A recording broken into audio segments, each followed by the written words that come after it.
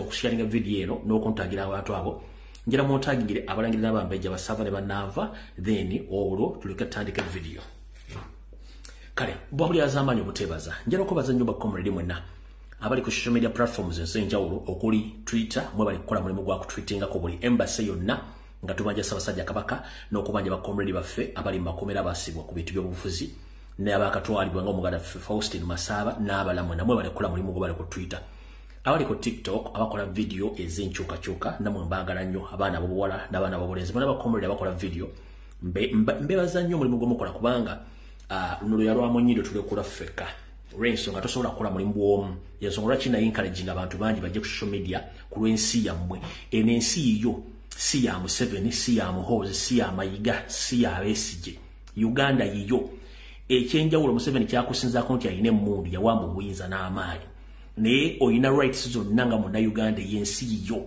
kyova tubaga nti buli muntu ayogere ku lw'ensi yo teweeteeririre kijja kiba ne bwe kinajja kubanga era the end of the day oyina okufa kale yensongola kiti mbasaba okubebaza nti mubali mubalire ddala namwe bakola video ku Facebook bakomredi mwena mwe bali kola mulimu ogwo abasharinga abakomentinga abapostinga abateeka mu data ku buli mutimbagano n'obusanzu mwana mwa sente mubali mubalire ddala n'abafundinga buli social media platform yonna mbebaza mwe bali kola mulimu ogwo nga nfundikira okubebaza njala ko baza bana Uganda mwena abali mu diaspora naddala nga oli mu America oli mu Canada oli UK oli mu European countries oli mu Asia oli mu Middle East njala okubebaza mwe bali mulimu gwa struggle abafundinga abagenda okudemonstratinga lwaki mbebaza ba demonstratinga one tukimanyi nti ebulaya gye tuli abasinga obungi mukolera ku ssaawa bw'oba tokoze oba toyingiza ne weefiriza obudde okutambula okutindiga engendo ogenda okwekalakaasa ne weefiriza osereza wandibadde okola mu lunaku olwo n'ozifira n'ogenda ne weekalakaasa ekyo kiba ky'amaanyi nnyo ensonga kino bebaza mwenna abeekalakaasa buli nsi yonna mwe bali nnyo mubalire ddala abatwala obudde kubanga si kyangu tewali kyangu kale mwenna bakomredi abali mu diaspora nga mugenda ne mwekalakaasa ne mwefiriza obudde kubanga mu bulaaya budde ez'essente bw'otakola tofuna era bw'otakola tolya naye n'otwala olunaku lulabo bannaku bbiri nga limu kutambula mu kwekalakaasa mwe bali nnyo mubalire buli nsi mwe bali nnyo mubalire ddala awo sigenda kulwawo njira kuyisawo obulanga bubiri buno bwokka then tulyoka tugende mu maaso ne video yayo njala mumpitire ambassador wa Uganda mu Saudi Arabia Haji Gugwa ne embassy of staff mwenna mbaagala mubere ku video na mubantagingire njala mutagingire abaana ababere Saudi Arabia naddala abali mu gye bayita Saudi America bayibanga abadayo Saudi America waba outgoers abafuluma ebwero batali mbiyomba direct mbeetaga mbere kuno ne bakomredi bonna abaasibwa bali makomera kulwe bizibu byokubanga babadde banoonya ensimbi ate embassy ne banga yagala basibirayo namwe mbeetaaga njala mpisa obulango buno bubiri bwokka then tuleke tugende mu maaso tugende tukole video ya leero open roof si yakuba masimu bwe ngambe kigambo open roof teba yakuba masimu wabula eba yakujjako kabaati okusookera ddala njala sooka kukola disclaimer yeruwa mwenna ba comrade abali mu kwekalakaasa across the world ku nsonga za Ssaabasajja Kabaka magulu nnyondola lwepetero wokubiri gwe baawamba ngenda kukusaba ogenda okwekalakaasa togeza n'oteekako ekyambalo kyonna ekya National Unity Platform kebere enkofiira kebere t-shirt kebere ki jangu ng'oyambadde at least olubugo oba ekyefaananyiza obugo oba ng'oyambadde engoye ziriko ekifaananyi kya Kabaka oba ng'oyambadde kanzu yo ng'otaddeko omuteganswera ng'oyambadde omuteganswera otaddeko n'ekizibaawo oba omukyala ng'oyambadde busuuti yo bulungi nnyo oba gye tuyita gomesi nga weesibye bulungi nnyo noba tolina gomesi osobola okwambala bulungi nnyo naye kye tuyita ataya eza National Platform okuli ovolo t-shirt enkofiira no please mubirekeyo tembikozesa mu kwekalakaasa kwa Kabaka njala twawula ebintu bibiri byanjawulo so ekyo nakyo nkibagambye ye disclaimer gye nsooka okuteekawo nti ensonga zonna bwe zibanga za Kabaka temwambala kintu kyonna kyefaananyiza kya National Platform wa people mukirekeeyo ekyo nga nkimaze era nnyongera okukola clarification ku Sunday ndakola video wano nenjogera ku chapter ya UK okuba nti mwali mwesudde gwa nagamba obuta organizing a demonstration ku nsonga za Kabaka naye nakikolanga kiri genocide kikola nti na singulayizingamu omuntu nti nayogera ku chairman oba chairman wa chapter y'Obungereza. No. Nachikola jeno nengamba nti executive committee ya national platform oba chapter ya UK. Mweswide gwa nagamba ku nsonga za Ssaabasajja Kabaka obutateekawo demonstration. Saateeka mulinnya lya muntu. Era sikubanga sala kumenya nabagamba executive. Nchiddamu nayogera ku executive ya national platform. Kati olw'okuba nti Ebungereza mulimu abantu nga bo bakyalimu kampugalizimu balimu kakamayigalizimu bagezaako nnyo okumixinga information n'okuteekawo ebigambo bitakwatagana okucyankalanya abantu nga mbali ku executive ya NOP chapter Bungereza. Ngenda kusaba mukulu atwala chapter mukulu kato n'abala mudde mulize video gye nakola sirina linnya lya muntu lina teekamu nakyogera jeno nga njogera ku chapter ya UK sayogera ku linnya lya muntu. Omuntu yenna ali mu leadership ya NOP Bungereza mulinamu abantu abalina abakyusa ebigambo nga beenoonyeza ebyabwe n'okwagala okuleetawo obutabanguko. Nze siri muntu wa butabanguko. Bwe mba njagadde kwogera ku muntu erinnya lye ndyogera kuba sina gwe ntya kwogerako. Kati mu chapter yammwe mulimu abantu abeefudde nampulira zibi nga bakyusa ebigambo babudde ku social media najja nagamba gundi yakuvumira kwogeddeko kino which is wrong. Nayogera ekigambo kyali jeno NOP chapter Bungereza. Soogera ku linnya lya muntu nga bwe bajja ne bagamba. Manyi mu chapter mulimu abantu abakyusa ebigambo nga baagala wowo katabanko no nze sina budde bwa kutabangula abantu kubanga nkola nsonga zange ng'omuntu ku lw'eggwanga lyange. Kati abakyusa ebigambo kubanga balina ebyeyagaliza n'okukyusa siri omu ku bo ate sikolagana nabo. Nakyogera nga kiri jeno nga njogera ku chapter ya UK. Soogera ku linnya lya muntu. So, eyakyusa ebigambo n'abira nayogera oba nagamba omuntu gundi please weetereze emyaka olina mikulu nnyo ate otegeera ate leka kusirula kuyita wandibadde okoma. Nze mba wakwogera ku muntu mwogerako n'erinnya ndyogera kuba sina gwe ntya bwe mba nga ntegedde nti oli mukyamu nja kugamba nti oli mukyamu. Kati NOP chapter y'Obungereza mwegendereze nnyo abantu mundamu ku executive mulimu abantu abalinamu kamayigalizimu n'empuugalizimu abakyusa ebigambo according ku intention yabwe gye baagala okubanga bajiwuliriza. Kubanga nzisobola kujja kulwana chapter olw'ensonga mukoze emirimu minene nnyo mu change n'okuyamba bannayuganda. So kino ekyange kyali nti mwesudde gwe nagamba ku nsonga za Kabaka. Okitegedde kyekyo so saayogera ku linnya lya muntu nga bajje bakyogereddeko abaali batambuza ebigambo. Kyenjagadde okolamu clarification ku nsonga ezo. Awo tuvuddewo. Kansooke ndowooza obulango buno bubiri then tulyoke tuveewo tugende maaso ne program eyatuleese. Alright.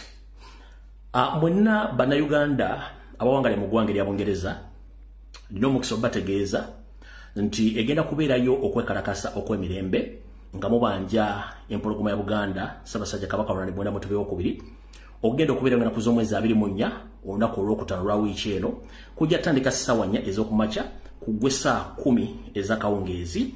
Ekifo mugenda okwekalakasiza ye Namibia High Commission ngene esangibwa ku 6 Candle Street London W1G 9L.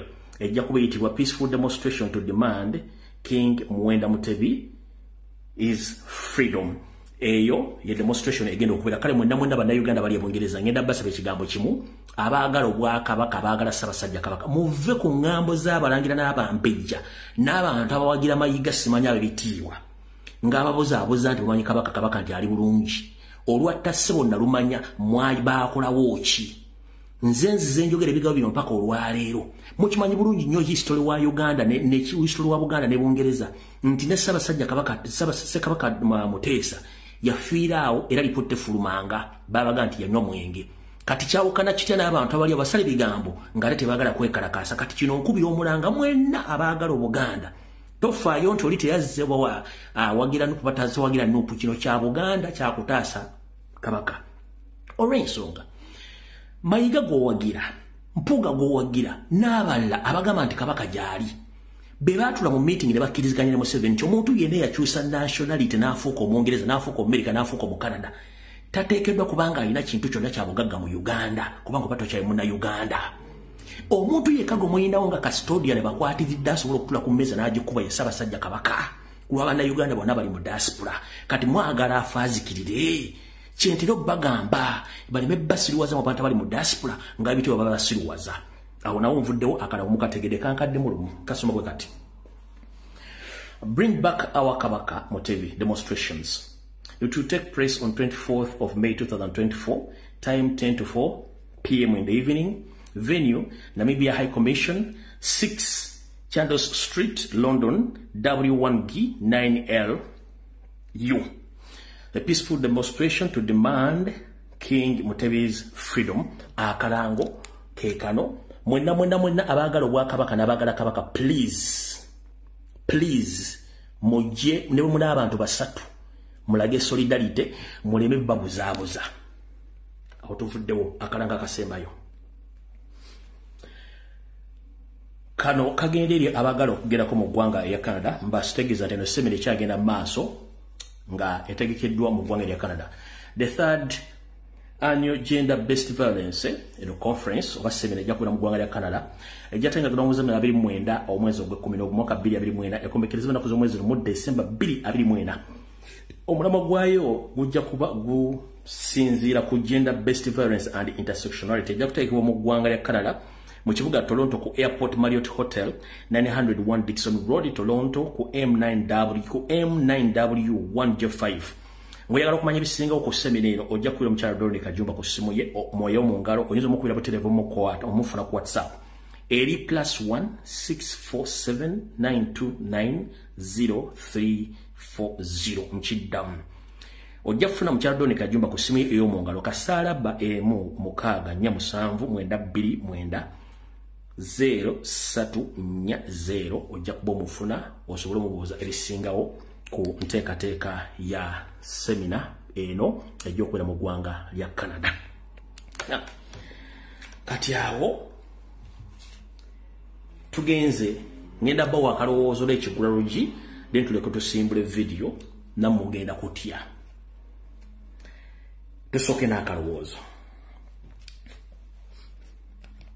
Kana akalowoozo manyi president oli mu kutambula naye njagala okawuliriza n'abantu abalamu mwenna njagala mukawulirize.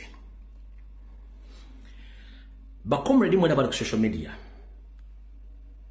Mr. President n'ekibiina kya National Platform njagala muwulirize akalowoozo ka leero kagenda kuva mu njogera egamba nti omusiru takusiriwazanga. Olw'ensonga nti ye omusiru aba ayagala mufaanagane nga ye bw'aba ali kubanga yabeera musiru olwedde. Kati gwe omuntu atayagala kufaana musiru, omusiru omulekanga n'ayogera by'ayagala, gwe n'ogenda n'okola ebikugattako. Olw'ensonga nti abasiru balimu ebika, kati mu bika by'abasiru abamu bo balowooza nti basinga bategeera okutegeera so nga tekikyamu. Kati njala tegeeza mwenna bannayuganda n'abali ku social media ne bakomredi ne president. Abasajja bano bannakigwanyizi, bakinvinvi, bannamukadde bamuzeyizedde abaludde mu byobufuzi e Uganda babadde nga bajja nga bagufudde mugalo ogw'okugenda nga basalaasala ebyayi mu byobufuzi bya Uganda nga bazanjira mu 7 byobufuzi nga batinkuula entalo nga ye batinkuula entalo mwe muba mu kweyuza ngeri mu 7 akola ebibye. Kati wano wava kyembagambe mu kalowoozo kanti omusiru takusiriwaza. Please nyenda basaba, nyenda kusaba omuntu ali eyo. Bw'obanga oli mukulembeza National Platform, abasajja bano bonna abagufudde omugano okusaanyaawo n'okukyokooza mubatulekera ffe bali ku social media. Kubanga kati bo bazze ku level mwe muyite yaffe. Kati ate mwe muyina ebyokukola bingi nnyo ku national level. Kati newankuba bo bazze ku level yaffe kubanga kati bavuma bawemula baleekaana bakolanga ffe. Ngenda kusaba president, general secretary, leader of opposition aba parliament mwenna bakyali ku mulamwa temuddamu kuleekaana basajja bayitibwa nabo enkwezenge oba enkuusiiri muzitulekere kubanga bo bafuuse basiru. Kati bajja kubazze basiru bannaffe katujja kugenda baba katakatira ne mukeerera ajja kumwenya temuddamu bo abudde kubanga bo baagala basiga kifaananyi nti kati muli basiru nga bo. Kati ate nga bwe mwategeera nti mwabasukka entegeera ekibataamanya. Kati ngenda basaba abasajja bano abakulu abalinga enkuusiiri mu batulekere ffe tujja bahandolinga step by step. kubanga bo bafuuse basiru ate nga mwire yokola bingi nnyo ku national level kati mbatulekere eno gibazze tujja bahandolinga one by one omusiru takusiruwaza baba bafuuse basiru tumuleke tujja basiruwalirako kubanga batuyita basiru kati mwabagezi musigale nga mukola mugenda maaso bitwale gwanga maaso ebisigadde mbetulekere tujja bahandolinga one by one kubanga tubadde tubaagala kikabadde akalowoozo kaale katugende ku kigulu tujja ekigulalo kino era njala kigende nkiweereza omukulembeze n'omuntu ssekinnoomu yonna gy'oli mu nsi yonna ng'oli munnayuganda njagala oliza ekigulalo kino kikukke mu bwongo kikubugaana omubiri gwonna okiwulirize bulungi nnyo kamalina okwetegeka nga nkibagamba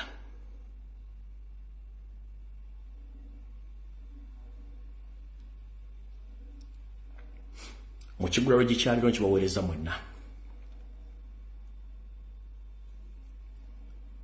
Katonda ffenna gwe tusinza abona wonna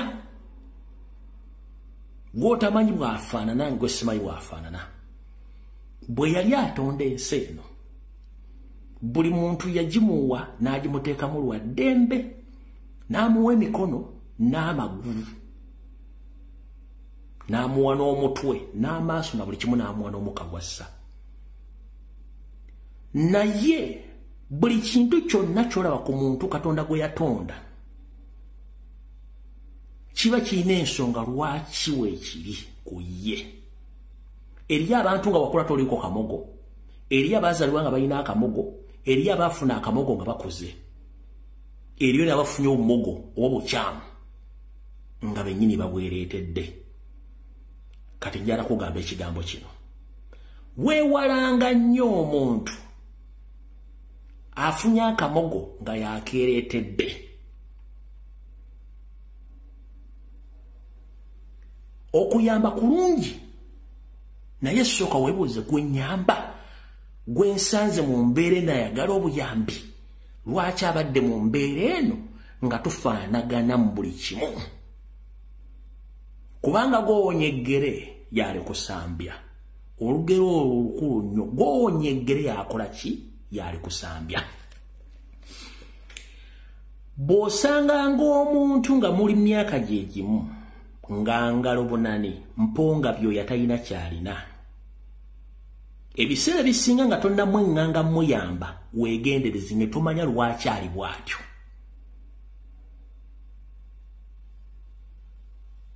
lwaki nkyogedde nti bw'osanganga omuntu nga muli myaka gye gimu nga si mwavu mulwadde si musiru mulwadde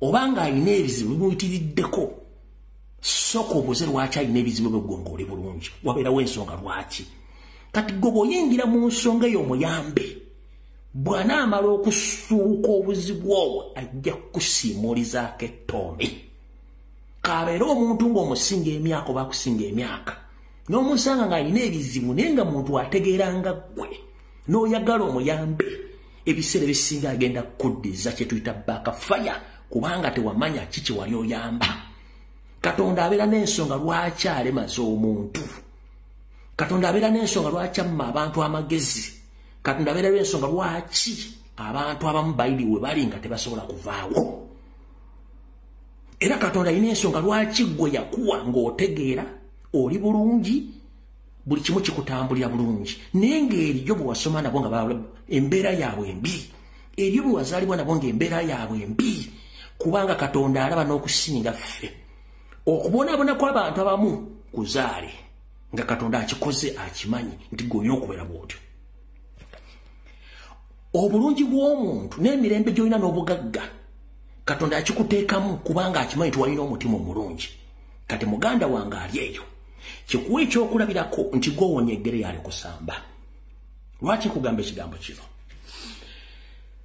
ngenda kuwa ebyokulabirako bibiri omuli musajja mukulu Kinvinvi Abedi Bwanika Enkoosiiri ne mukulu we Mathaasi Mpuuga Nsamba omuvubuka Embulakalevu Robert Kyagulanyi Ssentamu beyajja n'agiyabajja n'abawa omukisa kumanya abantu ge bamwazikako biba mukole sawa zino tebandi badde bo mboza lwaki tebandi badde bo batambula bakinambo kandi be bateeka value ku Kyagulanyi bwe twali tuli mu kalulu k'Ekyaddondo president kayesimbye kuba MP wali walabako kwa Bedi Bwanika oba Mpuuga fet waliyo president butandika people power walabako Mpuuga na Bedi Bwanika tebaliyo ne batandika ogenda mu reunion ya DP president najja basabe kadi ne bajimumma nga Bampuuga bali mu DP block najja ne tulwa ne tufuna ekibiina kya Nuupu abasajja bano ne bajja oluvannyuma kati njala kubuuza during that duration who blessed who ani yawaani omukisa mu Kigula Luggi kya leero kyenkugambye wali nti goowonya eggere yali kusambye omayinza enkuwa byokulabirako n'enkuwa n'ebyafaayo n'enkuleetera nkulikula olugero n'obutegeera bulungi weegendereze nnyo ng'oyamba abantu kubanga aliwo ensonga lwaki Katonda akuteeka w'olina okubeera. Omukulu wa Bedi Bwanika yabeera mu byobufuzi nga tasobola kuwangula dda akafo ka chairman omulema. Mpuuga n'abeera mu parliament nga tewali adda osobola muteeka ku kifo kya commissioner ekyaki Kyagulanyi n'amuteeka buli w'alina omumuteeka kati ate yagamba mbwe yazimba Kyagulanyi era yategeerera Kyagulanyi ne weewuunya obunnanfuusi obujjudde abantu nga tonnayamba muntu sooka weetegereze lwaki ali bw'atyo ng'alina emikono alina amagulu alina amaaso alina omutwe buli myaka gye gimu akusinga emyaka ng'ate ggwe oli bulungi wabeerawo ensonga lwaki totinkuulanga bizibu bya muntu kubanga biyinza okukomekkereza nga biggukidde mu ggwe ekiguliro gye kiwedde.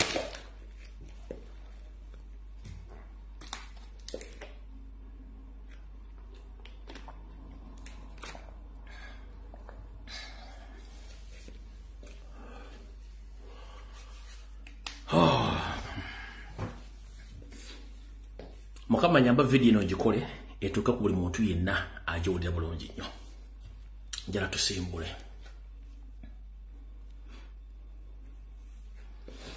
Okusookera ddala njala sooka okubaza abantu ba Busoga bonna mwe bali kwaniriza president ebibaddeyo byonna tujja byongerako with the time.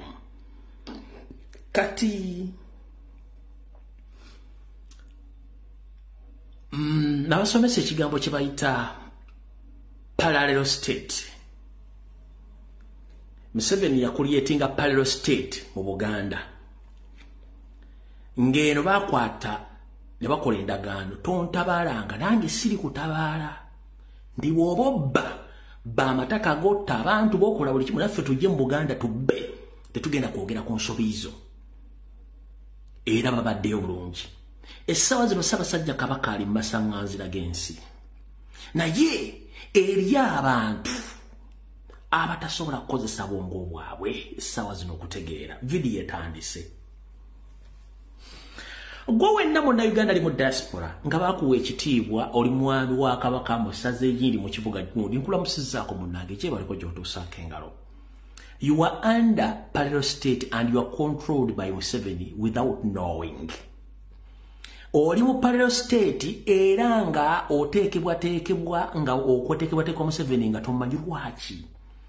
Museveni ayagala nnyo yasooka n'amanya Abaganda bamubaagala ki nti Abaganda baagala ebitiibwa kasita omuwa ekitiibwa bisigadde twala.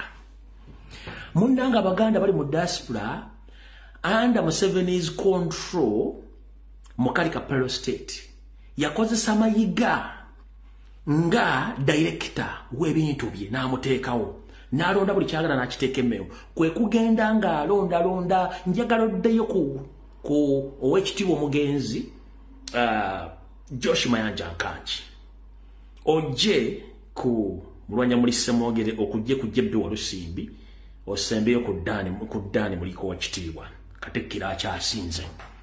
Ombuulire mu Bulaaya twalinayo ab'ebitiibwa bameka babeebwa bitiibwa baami ba Kabaka baali bameka era lwaki ebiseera twali nnyo mikolo ng'ekigendo lwali tosooka okyebuuze lwaki.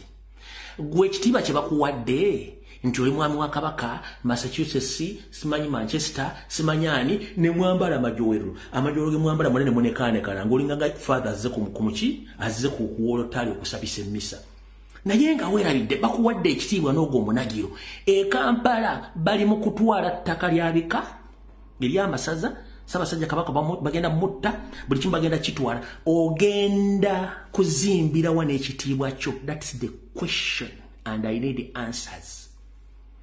Kuba kuwadde ekitiibwa oli Bungereza oli mu America oli mu Canada anze ndi mukungu wa kabaka ogenda kukunguwalira luddawa kubanga Museveni bawe ebitiibwa abadde bayinza okuntawanya ngabuuza ku nsonga za Buganda babeereeyo anze ndi mukungu wa kabaka gukusinze kiwoliko kimanyi amataga g'abajjajjawo gonna bagatutte kati njala akabaga abasajja bakulu Museveni asombye Abanyarwanda in the disguise bali ku mataka ga Buganda gonna bagawucupanyinze on a daily basis batta Abaganda ng'abasaanyaawo batadde Abanyarwanda buli wamu mu bibuga mu byalo buli kimu bakitutte wabula muli mbitiibwa kubanga oli abagati abadde bayinza okuntawanya bawe ebitibwa babeere era babeere gusinza Ssaabasajja kabaka batugesa Ssaabasajja kabaka gyali tebasobola kwebuuza kati njala bagamba mugenda kunguwalira abakungu ba kabaka ng'amataka bagatutte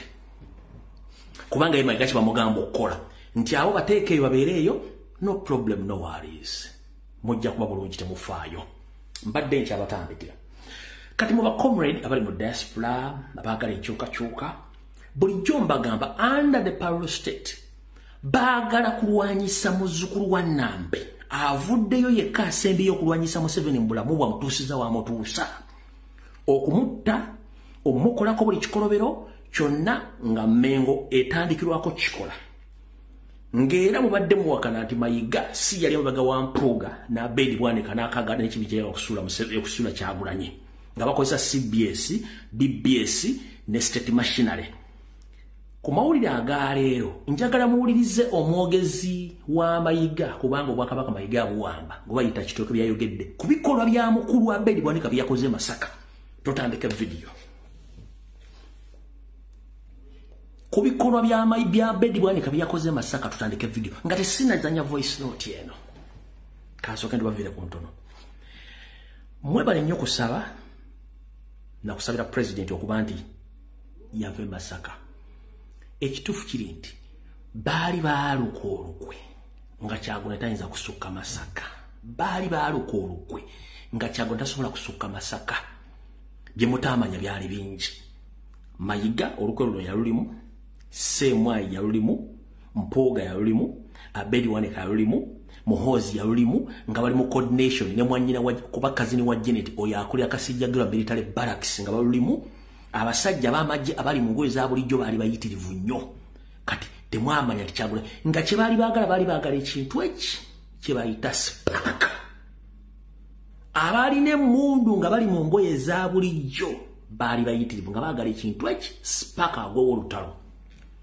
Bino byonna ebimuli ebyamawulire byonna ebiwonsime baabwe bannamawulire ngenda bbawo obujulizi na buli kimu. Ekisookera ddala kamba nnyonnyole abasajja bano kye baali basuubira si kye baafuna era banyiivu nnyo. Kye baali basuubira si kye baafuna era banyiivu nnyo. Batya baali bakimaliriza Masaka nga Kyagulanyi tavaayo. Kye baali babaze naye kyagaana. Kati wuliriza minisita wa Kabaka byayogera, minisita wa Mayiga ow'amawulire byayogera. Olyoka omanye mission yali ki? Era Mpuuga Mayigundi Abedi byayogera yabijja luddawa? Ani yabimutuma? Yali Mayiga ne Mpuuga. Wulira wa Kabaka naye abasinga obungi bajjira mu kususa beefuula abaagala Buganda abakisiikeeterera. Emirundi mingi bagezezaako n'okusiika bbula eri Obuganda. Ninaga nti Kabaka akola bibye ne Katikkiro akola bye tembawulirangako oli n'agamba nti Katikkiro wa Kabaka ye Omulabe wa Buganda nnambeemu ebyo n'abagezaako okukakkanya ekitiibwa kya Kabaka tekanasobola kwerowooza bantu bakola nabo abantu abo mubatunuulire obeetegereze era mubaŋŋange nabyo ab'ebuddu mukama we ennaku zino batanasa okwaŋŋanga abantu abagezaako okufa eby'obwakabaka kyatandikidde buddu akabonero kalungi sikituufu okuttira kuliisa omuntu yenna kabeeraani ng'avaayo n'atandika okuseketera Ssaabasajja Kabaka n'aseketera Katikkiro n'aseketerera obwakabaka si kituufu kikyamu. Omyuka owokubiri owa Ppookino Ssaalongo Hajji Ssesanzi Siraji asabye gavumenti eyambe bannansi bafune ebikozesebwa mu kulima ebiri ku nsimbi ensaamusaamu ate nga oyo ayogera ye minisita w'amayiga ow'amawulire gwe bayita Kitooke oba Kitooke kya Gonja oba Kitooke kya Ndiizi kuba yali yuno wano balinawo omwami ono bw'omu ku basajja batendeke era ng'atambula n'emmundu mubale temukimanyi wuuno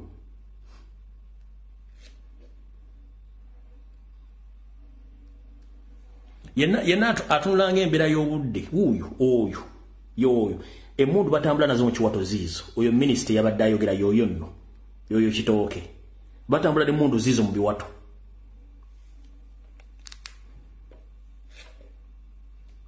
kambaddire mu video voice note mujuulire bulungi nnyo ndoza mutegedde ani yabadde mabega w'ekintu kino kyonna mbwera kyatandikidde wa Masaka ndoza mutegedde bulungi Julia iseketero obwakabaka naye abasinga obungi bajjira mu kususa beefuula abaagala Buganda abakiseketerera emirundi mingi bagezezaako n'okusiiga bbula ey'Obuganda ninagambya Kabaka akola bibye ne Katikkiro akola bibye tembawulirangako oli n'agamba nti Katikkiro wa Kabaka ye Omulabe wa Buganda nnambeemu ebyo n'abagezaako okukakkanya ekitiibwa kya Kabaka tekanasobola kwerowooza bantu bakola nabo abantu abo mubatunuulire obeetegereze era mubaŋŋange nabyo ab'ebuddu mukama we ennaku zino batanasa okwaŋŋanga abantu abagezaako okufa eby'obwakabaka kyatandikidde buddu akabonero kalungi sikituufu okuttira kuliisa omuntu yenna kabeeraani ng'avaayo n'atandika okuseketera Ssaabasajja Kabaka n'aseketera Katikkiro n'aseketerera obwakabaka si kituufu kikyamu. Omyuka owokubiri owa ndoza mutegedde kati awo kati mujja tegeera no ayinza okuba no tugende maaso whatever it is nja kinyonyololo kanjala tugende maaso wano mwina kye mutamanya kyenjagala obategeeza wano olwale omulyoke mutegere bulungi nnyo ensonga zino wammanga kubanga nze byange nsooka byogera nendyoka nkuwa information bulungi nnyo n'ogitegeera kati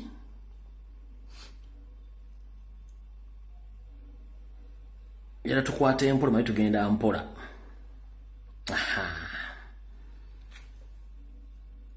sooka oli omukulu Masaasi Mpuuga ng'ayogera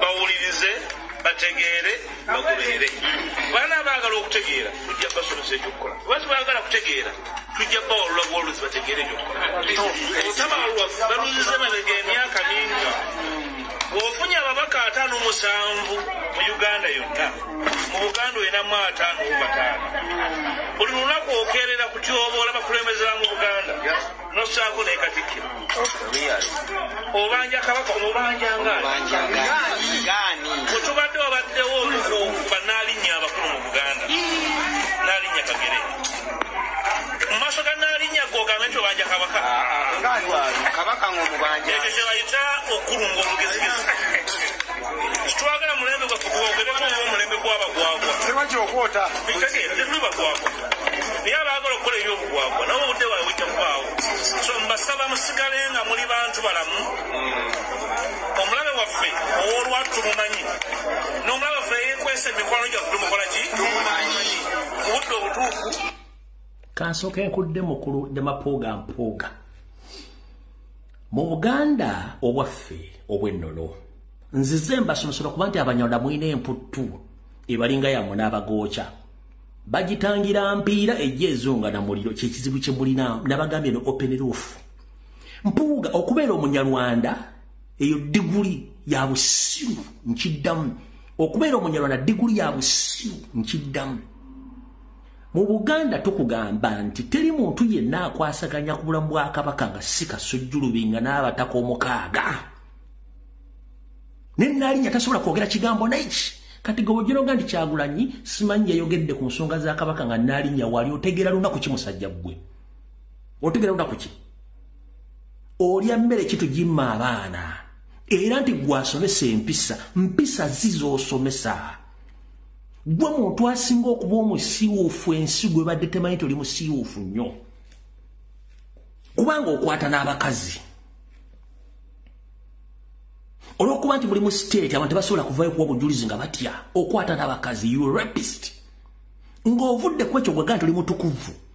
Bakwatira mu looje lumu enkya n'eggulu ng'oyagala baka abasajja. Ezo ze bayita empisa. Wabba miliyoni 5 ezo ze bayita empisa. Ne bakugamba weetonde n'ogana ze bayita empisa. Gwagamba nti sinya gwayigiriza Kyagulanyi y'obufuzi nga ddi. Kubanga toyina kibiina ky'obaddemu ne kisigala mirembe. It's on record. Kati kansooke nkuzeemu mukulu gwaga nti osomesa abantu by'obufuzi. Kubanga toyina kyo. Wasookera mu nkoba za Mbogo. Ne Kyaliwo Mayiga ne musula nkoba za Mbogo. Neegwa neesaanawo. Kyagulanyi was there awa Kyagulanyi aliyo. Nojja mu DP. Ne mugisuula neegwa Kyagulanyi aliyo. Ne mujja mu Mengo ne mugisuula neegwa Kyagulanyi aliyo. Ne mujja mu Ssuubi ne musuula Ssuubi Kyagulanyi aliyo mu Ssuubi. Nojja mu DP Buloko ne mugisuula Kyagulanyi aliyo mu DP Buloko. Nojja mu G7 ne mugisuula Kyagulanyi aliyo mu G7. Nojja mu Walk to Work ne mugisuula Kyagulanyi aliyo mu Walk to Work. Ne mujja ne mukola n'ogende w'amabazi mu Go Forward. Go Forward muleka amabazi mu mubbi. Ne mugisuula Kyagulanyi aliyo mu Go Forward. Ozemo Nopu nayo yagala gisuula naye nga togenda gisuula. Omaliriza mukoze ekibiina bakiyita PPF eddagala ly'enziku kubanga muli benzi nkiddamu. Byenkusomedde byonna Kyagulanyi teyaliyo gwe goga nti olisinya by'obufuzi byonna mbikusomedde ebina by'ozooyitamu ng'obisuula. Ne Nopu oyagala gyeyimba mu gisuula tojja gisuula. Osembeyo okukola PPF eddagala ly'enziku kubanga kibiina kya benzi mwenna abali muli benzi. Tuwagambye luwa kitiibwa.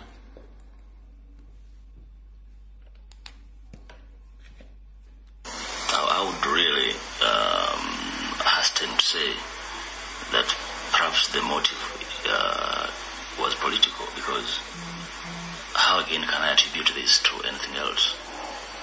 This is how Matthias Mpuga explained the motive of his shooting in Masaka from his bed at Rubaga Hospital, where he was transferred from Masaka yesterday. But now Masaka police say the shooting was due to rivalry over a woman between Mpuga and the former auditor of Masaka Municipal Council, John Sempira, and not politics. I want to refute allegation that this is political. There's nothing political. It's an issue to do with the private affair. The police say that after the shooting, Sempira and Harriet Ndagire allegedly arranged to rush the victim to Masaka Hospital.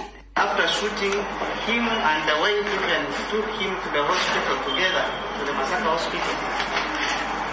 Sempira, the man who shot Mpuga, was arrested last night and is still held by Masaka police as investigations continue. So we are going to charge Sempira with the attempted murder by shooting. Mpuga, meanwhile, is still admitted at Rubaga Hospital here in Kampala, where he was rushed by Harriet Ndagire. Both Mpuga's car and Harriet Ndagire's car, which was used to transfer him to Rubaga Hospital, have also been impounded and are being kept at Masaka Police Station. Kati wegana n'obwenzi bw'okubirawo masasi. Kati ofominze ekibiina ky'enziku PPF. Wano waliwo atamanyi nti enziku bagijjanjaba n'eddagala bayita PPF. Kubanga ekibiina kyo kijjudde benzi. Katojja tusulwerako mukulu nabagenda open roof. Wawulira nga tojja gisobola gira weetola gisanku kutu emirala kati mukulu Mpuga de Mapuga.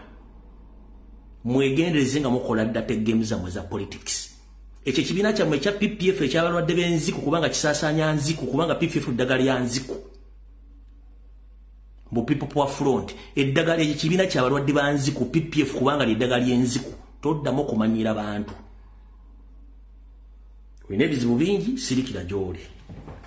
Tugenda mu maaso.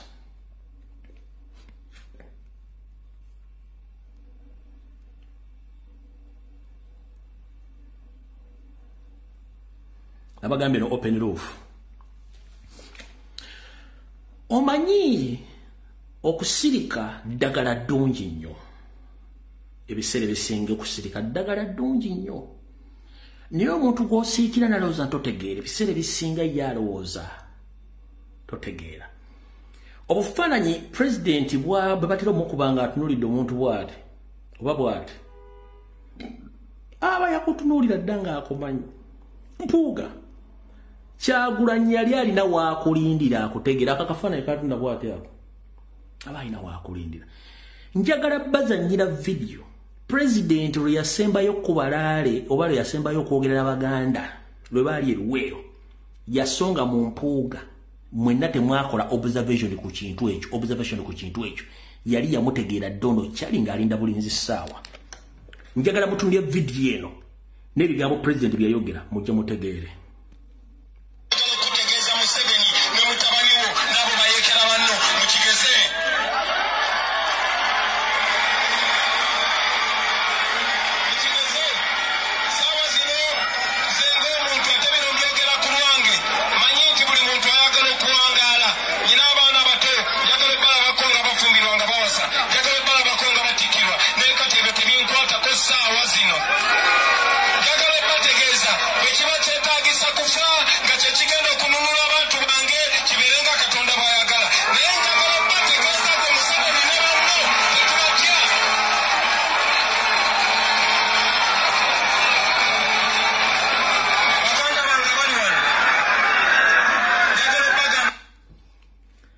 Lwaki mpozinzeemu ezo eddakiika eziddako we yeeseguliramu n'akyusa kamera ne bamulaba kamera nga asonga mu mpuga ebiga byeyogere biddako, yali ategeeza kyali oyo nti nkumanyi n'ebigendulwa byammwe wano wenjagadde mutegeere obulungi.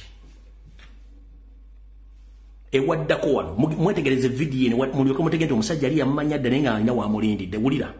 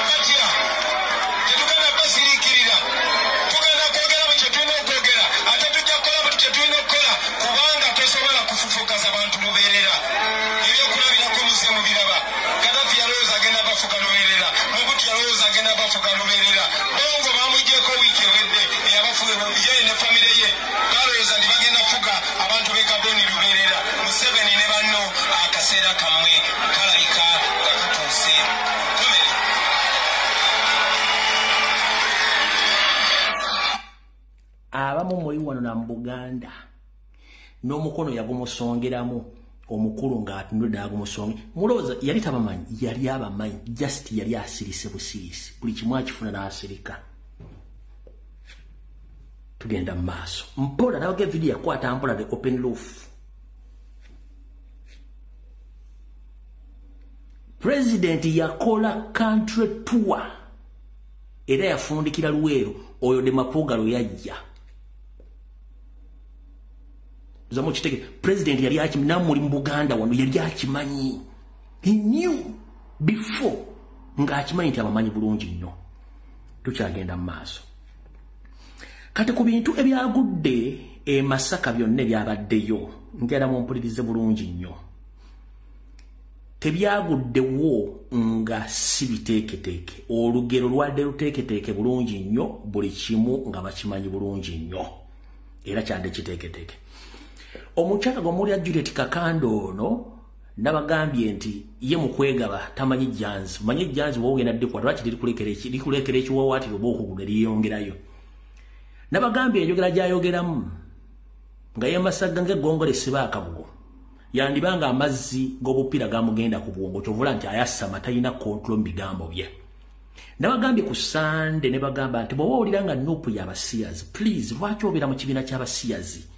With immediate effect resigning in Nuupu, return back our card and go where you feel like you'll be okay and safe. Muchala Juliet Kakande, please. Bwobanga ogamba nti oyogera on behalf of Mpuuga ng'oli mu Nuupu, that means you are part of overseers. Mpuuga bwogamba nti oli mu Nuupu nga Nuupu y'abasiyazi, you are part of overseers. The same applies to Abedi Bwanika. Bwanga muli mu Nuupu nga temuzizayo kadi. Kitegeeza namwe muli basiyazi first and foremost. Mwenna mwajja mu Nuupu. Mwali temanyi Nuupu y'abasiyazi before? Mwali temanyi Nuupu y'abasiyazi before?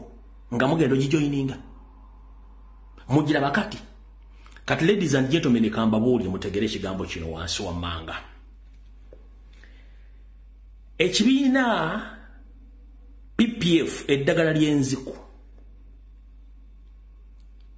kigenda kutongozebwa naye nga bakirimu ngenda babawa n'ebigendera byakyo na buli kimu. Naye nga emiramwa ko bagenda okutambula bagenda tambula ng'omulamwa gwabwe si Museveni, omulamwa gwabwe Kyagulanyi nkiddamu. Omulamwa gwabwe si Museveni, omulamwa gwabwe Kyagulanyi, era bagenda tambuza slogans ezi bbiri. 1. Esooka bagenda tambuza slogan ya kuvuga mpanka ndi ya bisiyaga. Eyokubiri bagenda tambuza slogan ndi ya kunywa njaga. Ze slogans ezi bbiri. Slogan eyinza okuba eyokusatu egenda kubeera nti Kyagulanyi alina ebyobugagga mu America, South Africa, mu Uganda, simanyi mu America, biki yegenda okubeera nga slogan eyokusatu. Ze slogans ezisatu ze bagenda okutambuza. Naye ebyobufuzi nga ffe babimanyi, tukimanyi nti omuntu munnabyabufuzi ng'agenda okufa abanga embalaasi esamba emigere gyayo egisembayo. Bano bagenda kulonkinga PPF ekibiina ky'eddagala ly'enziku. Ng'ennaku z'omwezi zigenda kubeera either 22 omwezi ogujja. Badde balina kilonkinga nga lumu January. Naye nga tekijja kukola nnyo makulu nga bagenda okulambula Nuwa Mawaggali ali Kafoomu Eggulama ennamugongo nga 3 Juni. Nga tekijja kukola nnyo makulu nga amawulire gagenda kuba gali ku abajulizi abana batambudde okuva ekkooti ndo bano bavudde Kenya bavudde Tanzania kati ne bagamba nga lumu Juni tekijja kukola mawulire. Ejja kuba ye ennaku z'omwezi 3 bajja kubalambula Nuwa Mawaggali afutubadde Kafoomu Eggulama nga bagenze namugongo mulambulako. Tekijja kukola mawulire kati kitwale nga 22 ogw'omukaaga lwe bagenda okkironkingira e Masaka. Kati mu kukironkinga mbabulidde slogan ze bagenda okukozesa zeezo. Kati abantu abagenda okubeera mu kibiina kino be bano wano wammanga. Mugenda kubeeramu Mpuuga de Mapuuga, the chief dancer, Saabazinyi. Nagamira open roof atagisobola gyesonyiwe. Mpuuga de Mapuuga, the chief dancer, Saabazinyi agenda okubeeramu. Kugenda kubeerako Muzeeyi Zedde Nkuusi, mukulu Abedi Bwanika Azinika Pale yagenda okubeera omukubbo. Kugenda kubeerako Kireereese, talina nnyumba mu Uganda, talina protanded wa smart toy mupangisa emyaka gino gy'amaze mu Bungereza kubanga smart wire. Kugenda kubeerako mukulu Mukaaku Lubega yagenda ne Bungereza naye wamulema ono smart wire naye ate musiru muzibu. Kugenda kubeerako omufere kati akola visa n'okufera abantu kubayita Michael Mabikke. Kugenda kubeerako omukyalo ono mu kugaba ebitundu by'ekyama tayiri amukwatira nsa gubayita Juliet Kakande, oyo gumudda yasamiranga kagega kakalu ku mudaala, oyo Masaka mu Kampuuga naye agenda kubeerako. Kugenda kubeerako Lubega Sseggona Medad akali amaggwa. Kugenda kubeerako ow'ekyama nga temujja mulaba wantu wonna naye nga ye chief founder omukulu Nandala Mafaabi agenda kubeera. Ayinza obutajja naye mabega be bamu ku ba chief founder. Omulala ye Wasanya Kalo Charles Peter Mayiga Saloga Mulengejja ono afutubadde ku Baganda ayagala okusaanyawo Ssaabasajja Kabaka yagenda yo ajja kubeerayo ono agenda ono naye chief founder. Kugenda kubeerako Nalongo Sologeti Anita Lususu agenda ye ono naye agenda kubeera nga talabikako wantu wonna naye nga ye chief founder era nga agenda okuba security na buli kimu kwolwo lunaku naye ajja kubeerako. kati njala mubeere nga mutegedde abantu bano biki bagenda okukola obusajja bwonna obwa DP Buloko n'obusajja bwonna obwalimu FDC buyinza okujja ne bwegattako okufuna omuggundu naye mwegendereze nnyo wayinza okuba okulya n'okukomba essowaani ng'abamu mpuuga babadde yeesibako bamudduseeko nga bategedde ebigendererwa bye kati muyinza okulya nga batandise okweyisaamu eggaali ng'obudde bukyali so Chief Dancer Mathias Mpuuga Nsamba yagenda okuba omukulu w'ekibiina ekya benziku ekya PPF eddagala ly'enziku yagenda okubeera chief leader kubeera ye mukulu n'abalala bagenda okubeerawo eyinza n'okuvayo abantu b'emmenga bakunga b'ebitiibwa kumbe n'obonna baffere be bagenda okumukulembera mu kintu kino era mujja kukira bulungi nnyo agenda kufuna security okuva mu CMI na buli kimu kyonna kati ekizibu kigenda kuva ludda ekizibu kikino wano bwe bakoze enteekateeka Sanya Robert Kyagulanyi Ssentamu e Masaka munnange kyagaanye kati kye baakoze ne basalawo bakole akakodyo k'abannamawulire nti babakubye naye bannamawulire bano munnange ate kansooke mbabbireko kino kigenda kubeerawo okuggyako nga bwe nkyogeddeko bayinza okukireka bw'otunulira bawalajja n'abambi baga nti babakubye ne kamera ne baziyuza ffe tulina buli muntu alina section eyiye eri ababazzeemu naye omukulu ono agamba nti nupu y'abasiyazi ne ovuro z'abasiyazi ez'emmyufu bateekamu pampers njala sooka mubuuza ekigambo kimu gwe mweno ovuro wali ogikolamu nki eno eya PPF kubanga zemwafulumya zonna tuzimanyi eyo si ovuro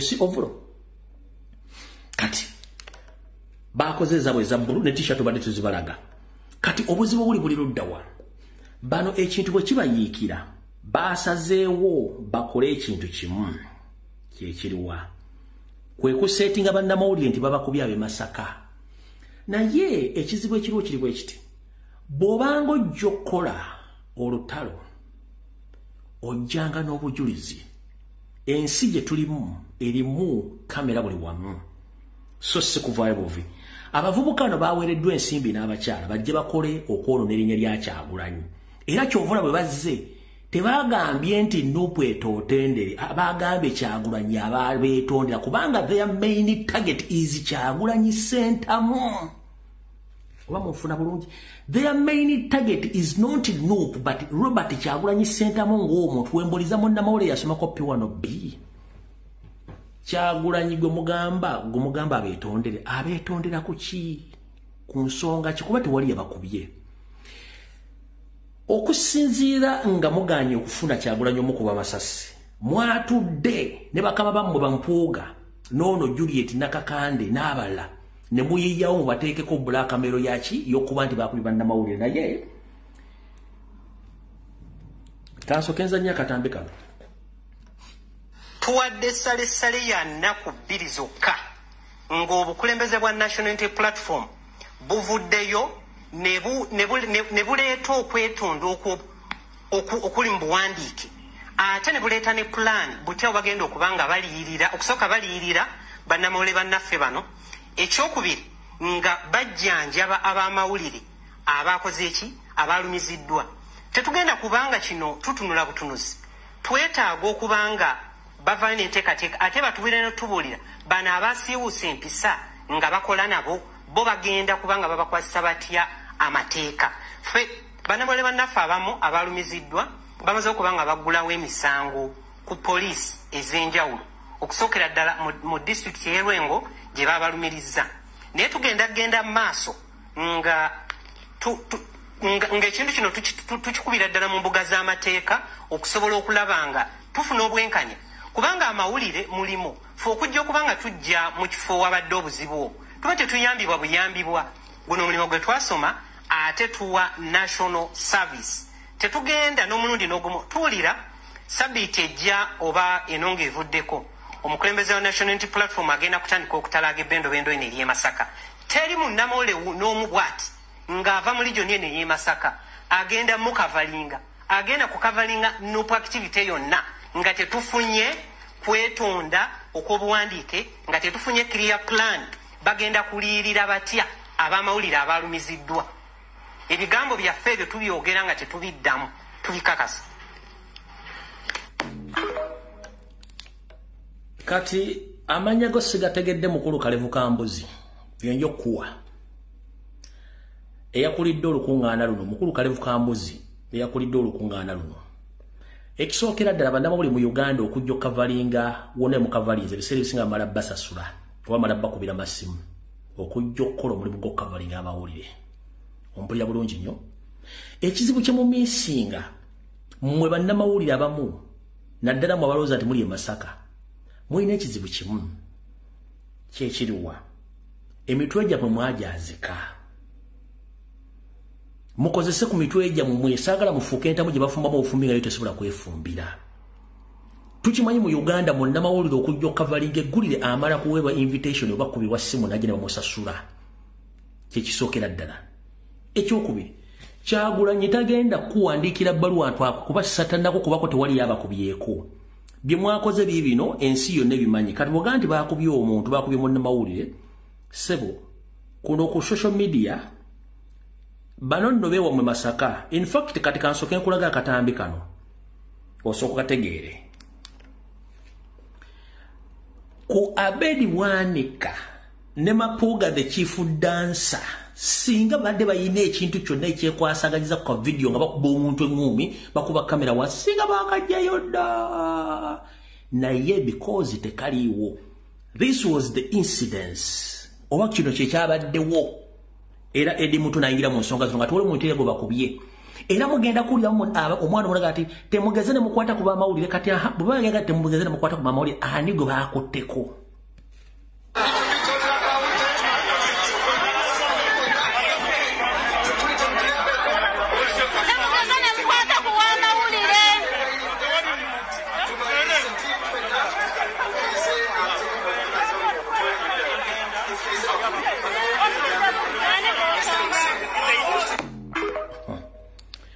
Kati muddemu akawala nga temugeza ne mukwata ku bamawulire wabaddewo essimu ezisukka 30 temunnafuna wadde ka video akalema ak'esekendi 5 nga bakuba omuntu oluyi.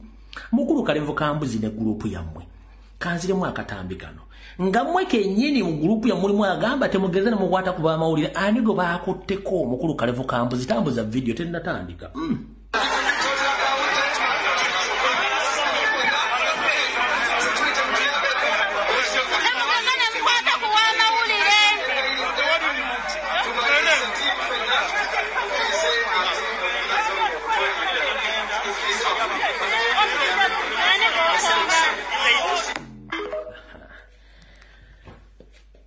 Kati mukulu Kalevu Kambuzi yakoze press conference singa mwadde mulina obujulizi nga bakubye omuntu oba bamusambi mwandibadde mwabijjeeyo dda nga ne poliisi yakoze dda samanizi naye we mulaga manyiwo. Kati kangende ku bannammwe bali e Masaka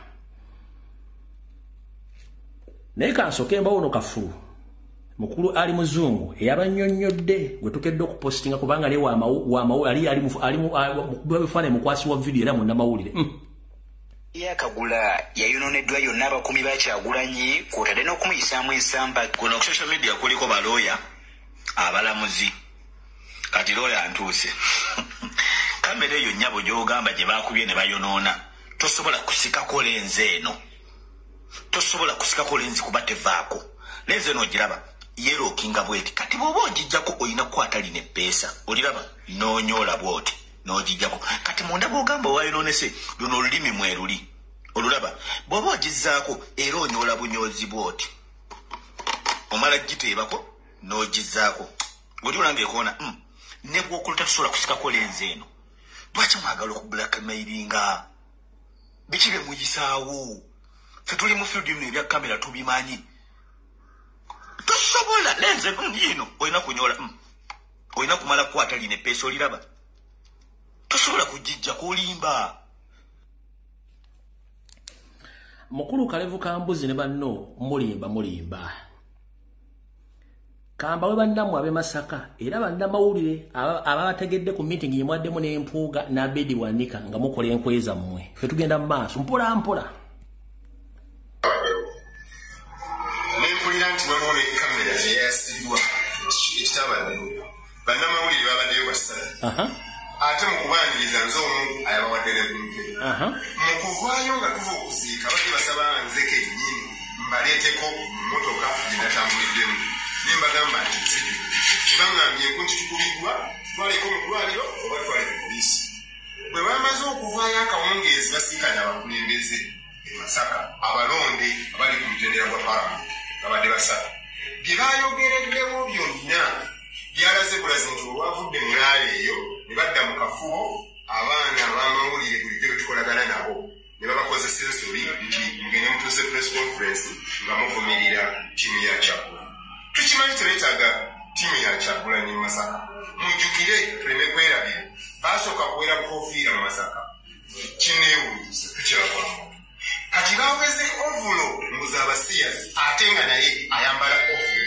Tulina obukakafu nti waliwo ekibiina n'ensi esasula mukulu wa Bedi Bwanika olw'okupromotinga ekisiyaga nabwe ekiti yayolesezza kuba tulina obukakafu eri abapasi abaali bagenze mu kkooti okulwana ebisiyaga Bedi yali muddafu bwatuleeterayo obujulizi bwa mulundi gumu nti bwe bagenda mu kkooti okuwagira abalira ebisiyaga nga balokole naye yagenda naawe obujulizi nti ono abirya omutabirya. Today bamuwadde ssente kubiporomotinga buli muntu yenna abaana b'essomero bamukolidde buli bawulira bino ku mikutu ne bawulira rediyo nga zoogera ku bisiyazi omwana omuto atandika okunoonya kitegeeza ki bakikola batya akikola awulira atya akikola yeeyisa atya bwe mulimu gwe bamuwadde era nsinye nnyo omuntu Mukulu Chief Dancer Saabazinyi Mpuuga de Mapuuga ne Muzeeyi Nkuusiri Abedi Kapale Bwanika. Ono munnamawulire ali Masaka ye yavuze bannamawulire nga bafa ku mukolo nga bawadde 350 ate be yalabye nga bakoze press conference nga baga nti babakubye. NNC nga zi naye ate efunda somewhere somehow. Kati mwayi bagamba nti akubanja bawerekera akuwalana gujja bagira. Temwewuunya nga NBS ekulirwa Kaliisa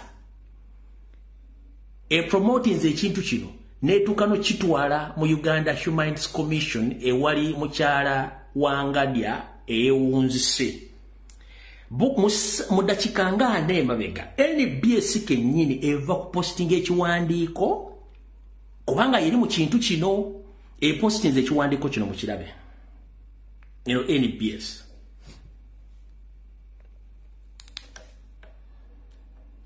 posting ekiwandiiko ekyo kigamba bwe kiti update. National Association of Broadcasters condemned the acts of violence towards journalists allegedly by the security team of the Principle of the National Unity Platform in the recent incidents in Rengo. Kati bwemaze okukola ekintu ekyo kati neekola na kino timbo ye statement oyekoleddwa broadcasters kati njala sooka kwogera ebigambo bino bibiri. Eggwanga Uganda lirina ekibiina ekitwala bannamawulire bonna mu ggwanga. Masaka is not an independent country or state. In the case there is a problem amongst bannamawulire balina kukubira ekibiina ekibatwala mu ggwanga lyonna. Kati waliwo kye tuyita ba broadcasters. Ba broadcasters mwe muli TV ne radio. Ekyo kitongole kyanjawulo nnyo. Then bannamawulire nabo bagwa mu kiti kyabwe. Kati bano bakoze kiro kitwala omunaku nga ono musajja wa NBS yakiwomyemu omutwe Kaliisa nga kikino kisoma bwe kiti statement condemnation of violence against journalists. The National Association of Broadcasters mbwe kibiina ekikwasaganya oba TV oba radio kuba those are two mainstream medias zetwogerako TV ne radio. Social media biri ku birala nnyo kandi bannamawulire babira mu department ndala. Kati mu kifo kya ekibiina ekirala bannamawulire okuva okukola statement kati ate bo aba mainstream media ba broadcasters be bavuddeyo okukola statement ate kati kanji basomera bulungi buwulire. The National Association of Broadcasters, NAB, has recently received reports from our journalists within the Great Massacre Journalists Association regarding an alleged attack by the security team of the Principle of Nationality Platform, NAB.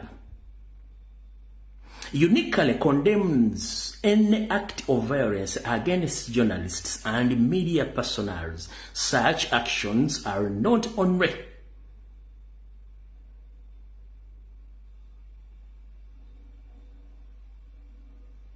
repairable but also direct violation of rights granted to the media and the press under the 1995 Constitution of the Republic of Uganda. Journalists play a crucial role as the fourth estate in upholding the democracy, and any literacy to their work is a threat to the fundamental principles of the free society. We call upon NUP to address the issue seriously. Allegation prompt any with gravity they deserve. It is that any reporter complaint be investigated through and remedial actions to be taken accordingly. The safety and the freedom of journalists must be respected and protected at all times by the NABZ management, the National Association of Broadcasters nga abiri mulumu. Naye eno bw'owandiika ebbaluwa eno nga totaddeeko sisi nti osavinze omuntu gundi.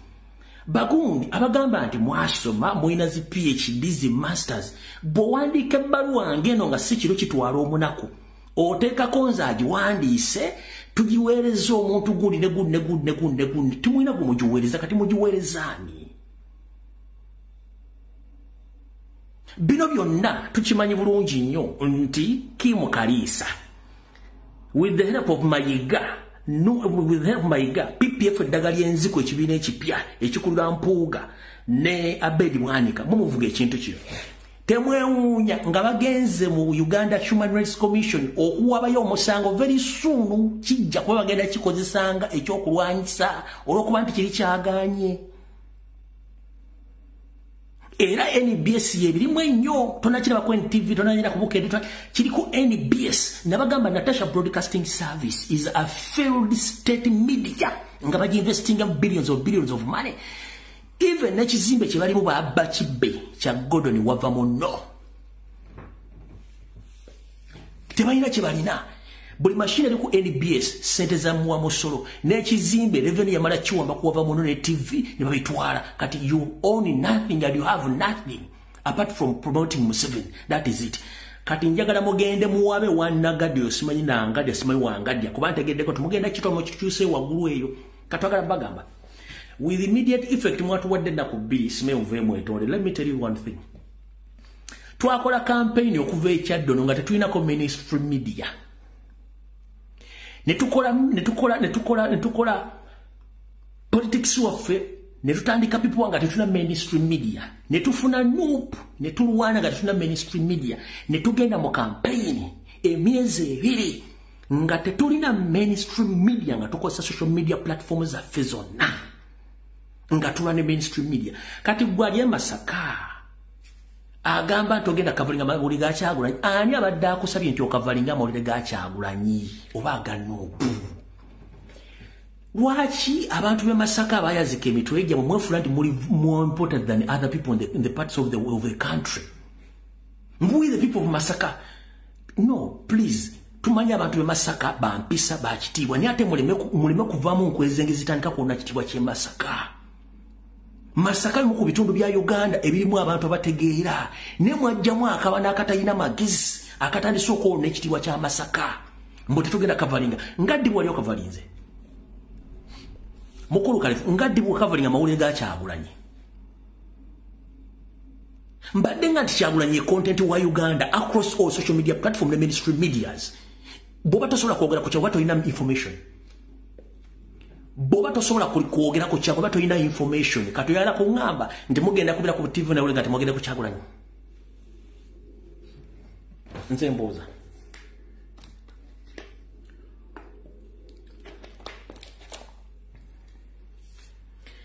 bino bikiro kitwala mwako byali badde more valuable singa badde biva muja ate nga biriko sisi mu service abantu nga ne evidence kweri azo obujulizi ekintu ekitaliko obujulizi kiba kiro kitwala omunaku neyo mission yamwe yafudde n'okuziika ne kuggwa case closed tulira bagano olulala munyankore nagirangu byayanga twaremana period biwedde Tirugo mugenda kutiisa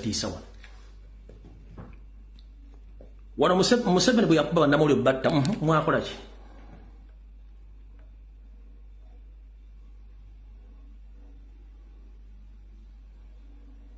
basi bakuba ne batta mukola ki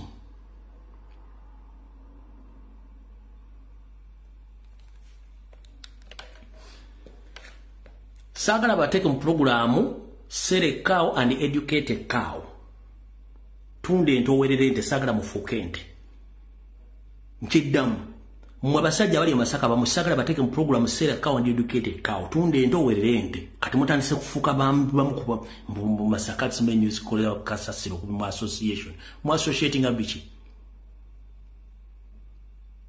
ate singa bale Tomusenka njada yogira ne badenga ntoke Tomusenka je senior journalist nemwe bampale banku kenyira mutunzi Uwaba kubyani yabani yakubyeko ona akugambye yabavuzeko mwe kenyira batadde complain nti baba kubye uno munnamawulire munnamwe we Masaka yabagambye yabavuze mu motoka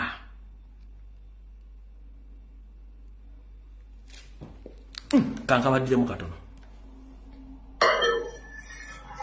Nempulinanti waliwo kamera yasigwa kitabadde bannamawulire babaddeyo basatu ate mu kubaniriza nze omu ayabawaddere kunte mu kuvaayo nga tuva okuziika badde basaba nze kennyini mbaleeteko motoka gyenatambuliddemu ne mbagamba nti kibangambyeku nti tukubiddwa twaleko mu ddwaliro oba twale mu poliisi bwe bamaze okuvaayo akawungeezi basinkana abakulembeze e Masaka abalonde abali ku mutendera gwa palamenti babadde basatu bye bayogereddewo byonna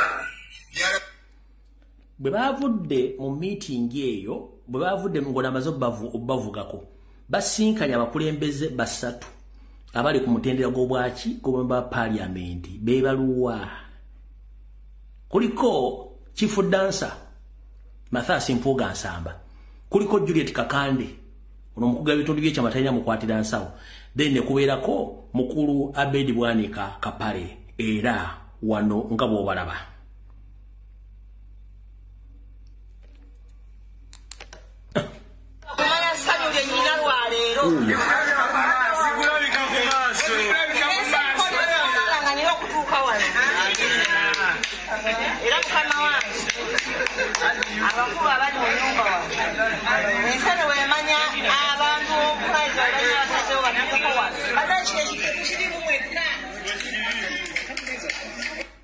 beba bantu basatu basinkanye kati omukyalo no Juliet Kakande ekimulekanya ku sis ku level eyo eri bwetu 1 dokumenti wa Mpuga oba side chiki wa Mpuga ekyokubiri yayina ettaka lyali afukanire Masaka eyo oba yali bba oba yali gulanga liriko ebizibuzibu oyo omukyala Juliet Kakande n'ategeeza boyfriend wa Mathias Mpuga nti nina obuzibu bw'ettaka Mpuga n'akozesa security ya Anita Amongi gye yamuwa kuba yakubira Anita Amongi namuga nina obuzibu bw'ettaka Anita Amongi n'amuwa ku tiimu ye n'egenda n'emuyambako okusolvinga ensonga z'ettaka kati bagatta ebintu biri ono kimulekanya 1 asasulira ebbanja ly'ettaka Mpuga lyamuyambako 2 n'okwegadanga z'ensonga 2 talinayo kyamaanyi kyalina kugamba ggwanga kubanga badde nga mu parliament nga video muziraba yo mulimu gwa kuweta basajja kyamutola mu parliament kuweta basajja talina logi gyatamanyi mu Kampala na Masaka n'obusengo bwegadange ku parliament abumanyi awo tutugenda mulu wako abo tubavuddeko kati njala tugende ku information endala eyandese abo tetwagala balwako kubanga tetwagala nnyo bawa bodde ensonga endese olwaleero njagala mukyala gundi ojje wano mukyala Wangadya ono mukyalo omukyalo ono yakulira ekibiina kya Uganda Human Rights Commission nga bwe mulaba ono naye omukyalo ono nja mukola bwenti mulabe bulungi lwaki mukola bwenti lwaki muwunzise okumuwunzika kabeera kamu ku bubonero kumulaga nti yeewunzise. One, wandikola ekintu okulumya omuntu butyo n'owunzika ng'oyambye muyambe ekkiriza lwaki oba omuyambye. Yoseeri amaze ebbanga ngatta bannayuganda abatulugunya ng'ekibiina ekitwala okulwanira eddembe ly'abantu mu nsi yonna ekya UN Human Rights Organization baakigoba mu Uganda. Museveni n'alekawo ekibiina kino ekya Uganda Human Rights Commission ekikulibwa omukyalo ono. Omukyalo ono yadda mu bigere by'omugenzi Medica gwe kyamusa yali amaze okukola report ku kutulugunya n'okuwamba n'okutta bannayuganda ne bamusindikira bakanywa omusana omutego ogutwa mu mmotoka ye. Medite yatuuka ku office n'afa ne baleeta mukyala Wangadya. Ne mukyala Wangadya bukyangobera mu office omwo tewali wadde musango gwa mwana mulema gwe wali obadde ng'ogukozeeko tegubeera successful tekibangayo. One, President okujja mu office yo yazze nga gwe kyomanyi kyotamanyi yabadde azze kulabisa nakulabisa Museveni. Weewalanga nnyo Kyagulanyi okujja mu office yo nga totegedde lwaki azze. Yateekayo complaint ye oba okwemulugunya mu mwaka gwa 2018 ku bikolwa mu Bannayuganda. Emyaka egyo gyonna mbadde temukolanga ku kwemulugunya kwe. Wabula obadde ojja olabikiranga mu parliamenti mu office yo ng'ogireegerera ojo okola statement ezitakwatagana. Kati President Jobo yazze. Teyazze nti azze kulabako bulabi. No. One, yabadde ayagala kumanya arrogance yo ku order za Museveni etuuseewa. Kati olw'okuba nti omanyi nti oli mu office. Which office? Nti rights zonna eddembe litandikira mu office eyo. Kakuddemu kutegeeza madamu Wangadya. Ekigambo kye bayita human rights oba rights zitandikira mu office eyo nga tezinnafuluma kugenda ku search nga bantu ba abusingidwa rights zaabwe. So bw'oba tosobola ku exercisinga rights kuwuliriza muntu akugambye nti nateeka complaint yange 2008 n'otamuwa chance. Kitegeeza ne office gy'olimu n'ekigendera kya office eyo tekiriiwo. Ekigambo kye bayita rights eddembe kitandikira eddembe ly'omuntu kitandikira mu office y'omuntu dde. Kitegeeza if you don't respect n'okuwa omuntu rights ze you are in the wrong office. Kati mama njala kutegeeza ebigambo bwayogedde Robert Kyagulanyi Ssentamu ng'amaze okugyayo omusango gwe bambi wayambye muyambe olw'ensonga eggwanga lya Bungereza libadde linoonya ebitongole bya Uganda ebitakya factioninga mu kulinnyira eddembe ly'omuntu. Kati already fuwatuwadde dda omulimu Bungereza ategedde dda ki ekyokukola nakyo ekiri mu Uganda. Okitegedde bulungi kati tokyalina ky'osobola kugamba bantu kyegga nti wandikola ekintu okulumya omuntu n'owunzika nga oyambekkiriza. President wati bwe yagenze omusajja omukazi bwe yamuzzeemu.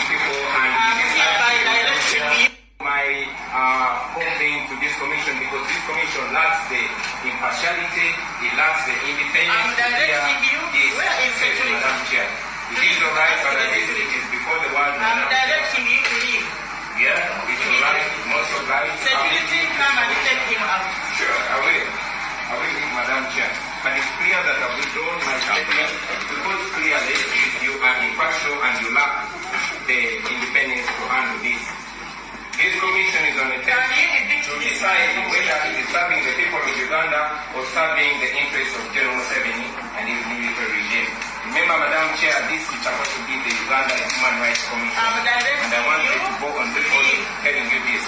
Thank you. I'm not allowed you.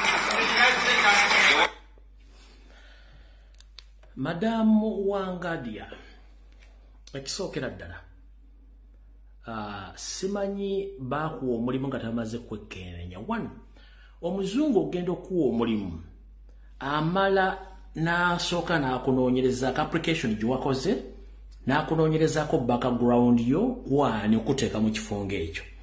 So basooka ne bamanya nti olina obuvunaanyizibwa olina famire. Madamu Wangadia, okusinziira ku information gye nnina oyinza okuba tovanga muwadde ekiwanga ky'omuntu.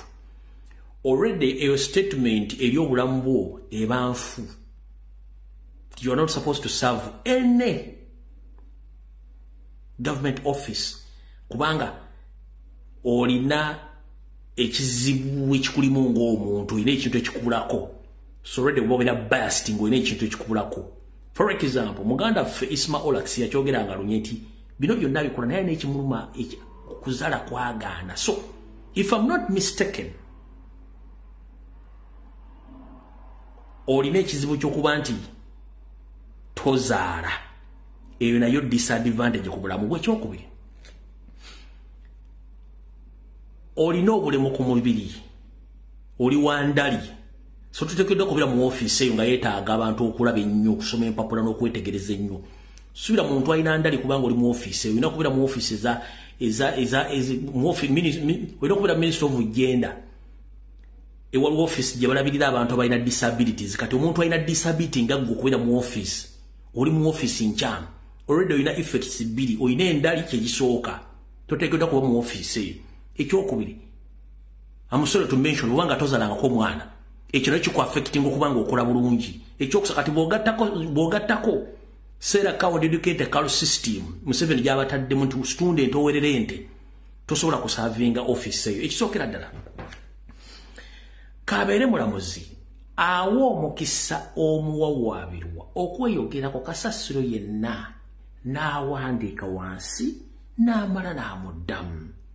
Tosobola kugaana muntu alina kwemulugunya kwe ate n'omugamba nti is abusing the office oba is disrespecting the office nga ze gently ne baloya be n'akugamba nti according to my history I reported here a case in 2018 but I haven't yet got the lip right from your office. N'ogamba nti ako disrespecting nze. Gwe wennyini gw'ataatwala buvunaanyizibwa kuba nti emyaka 5 tewasobola kukola ku musango ogwo. Kitegeeza oli mu ofiisi nkyamu, tewakola follow up ku musango ogwo. Obuzibu si bwa Kyagulanyi, obuzibu bwo weewunzise. Files bw'otunula mu fayire olamu ebipapula 37 ng'otunudde bw'oti. Kati ku mpapula 37 ogenda kusomako luwa kikisooka. Ekyokubiri, tolina buvunaanyizibwa, tolina bulumi. Tolina bulumi. Kati oyina kubeera mu ofiisi za NGO ezirabirira abantu abalala balina ebizibu ku mubiri n'obwongo mwolina okubeera. Toteekeddwa kubeera oli mu ofiisi nkyamu kyovola nti oyaka mangu. Tolina bulumi ku muntu yenna awambibwa bwatuga nti in record n'abantu betwogerako baafuluma ebweru. Really? Kati olina ekizibu mamba. Obuzibu si bwa Kyagulanyi, obuzibu si bwa Nuupu, nedda. Obuzibu bubwo emyaka 5 baakuwa fayiro nga bakomplaininga ku bantu abaabula n'abatulugunyizibwa. Tewagifollowinga wadde okuwandiikira Nuupu ogigaba naye. According to the letter you sent to me or the complaint, this is my report regarding the complaint you filed here, but 5 years you did nothing according to the file which was filed by President or Nuupu. Now no ganti aze simanya respect is disrespecting your office. Mama terera manye biwugulubira bakiro. Biwugulubira bakiro kati oyinza okubanga oli engeri y'oluwugulu nga wowunsoboti kati ngoloza nti abantu bonna bokola na beewunzise. No. The reason as to why nti abantu bonna tebeewunzise nga ggwe, njagala otunule body language kuba benchmakers bonna bewadde nabo va ku tiimu ya President Jazz nayo bano bebadde bantu bamukula engeri gye badde batuddemu nga basirise bonna bali hambo, tewali ayogera, buli omu ayagala kuwuliriza. Naye ggwe olw'okuba nti olina ziri disabilities ebbiri kati gukye ekizibu ky'olina. njagala mutunile video eno mutunuli ndoza kanzanye kana akampi kaleme kulwawo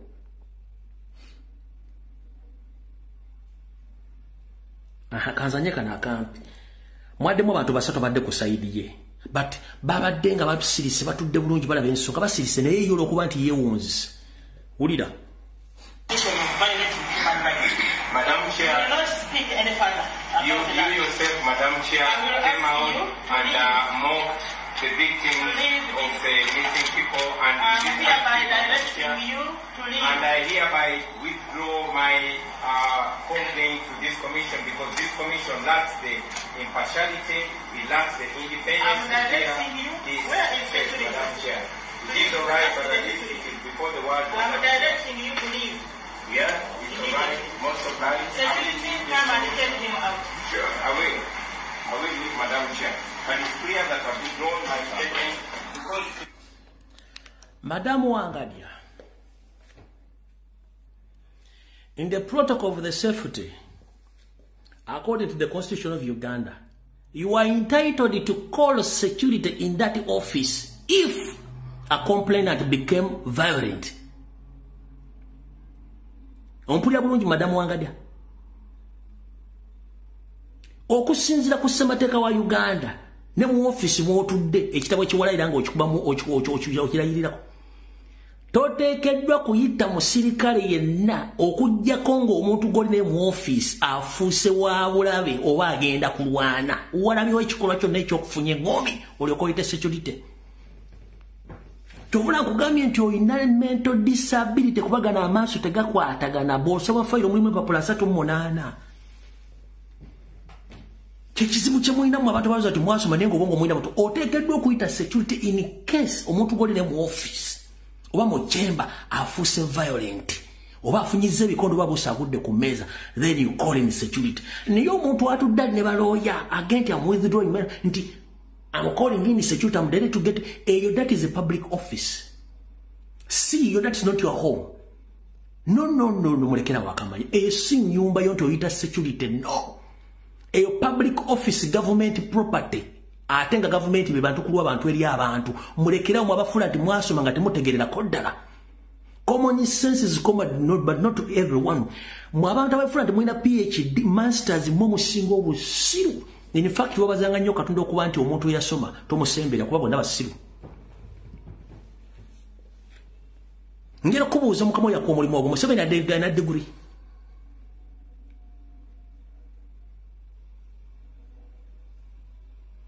Museveni alina degree. Lutwa alina degree. Obote alina degree. Ameni alina degree.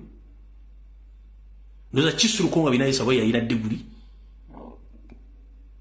Abasigadde bonna bakulembeze bali balina okusoma kwa bikuli bwekutyo baakulakulanya eggwanga ne kati gwe alina PhD wo alina masters nenga olowooza ng'omuntu atalina de senior 2 oba senior 4 certificate kitegeeza muli basiru okusoma musomera kwa bwereere.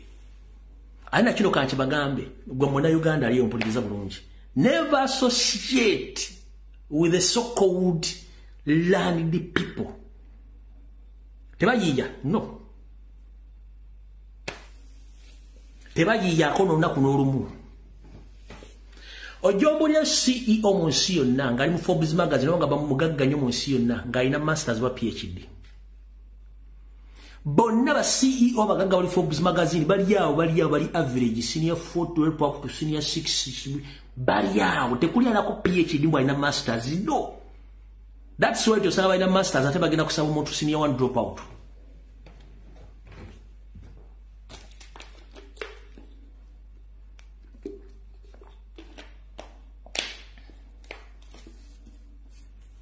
Gattanga amagezi amazaale ogatteko n'amagezi amasome ojja kufuna emirembe. Ne bw'okulembezanga amagezi g'omu kitabo nga toyina magezi mazaale ojja sigala ng'oli musiru. Nkugambye genda onoonyereze ku World Record ku Google, genda onoonyerezeyo CEO oba nannyini company y'ebbeeyi mu nsi yonna abalina masters ba PhD. Bani abakolera? Oli ajja n'ebitabo byonna PhD na masters njagala mwe mukola application. Nannyini wa senior 2 oba P7 ye nannyini company. Why? bakozesa common sense bamanya disadvantage yawe ng'obudde bukyali naye abantu bonna bafuula nti baasoma basiru bazibu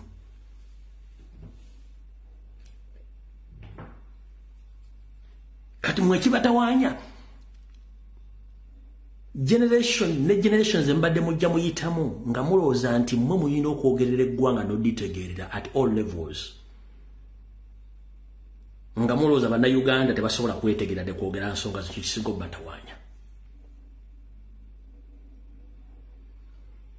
muyinza ogaa nti yayogera omu yemagaza wano genda oyina essimu ya buyonjo genda ku Google noonya mu Forbes magazine oba noonya ba CEOs bakaguji abalina sente mu nsi yonna bakulika alina PhD balina masters munoonyeze kwata ku ssimu yogenda ku ssimu yaawo bonna ba school dropouts abasigadde bongerako na bongezi kusoma bitabo genda osoma Bill Gates balina degree balina masters balina PhD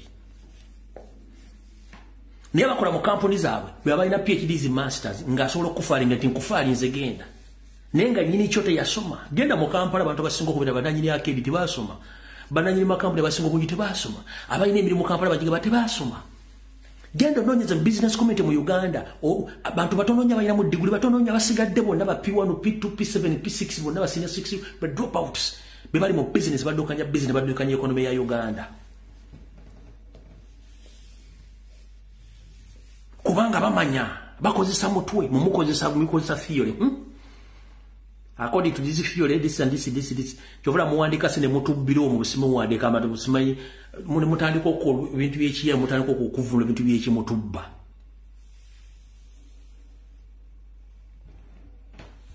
awo tuvuddewo tugenze ku nsonga endala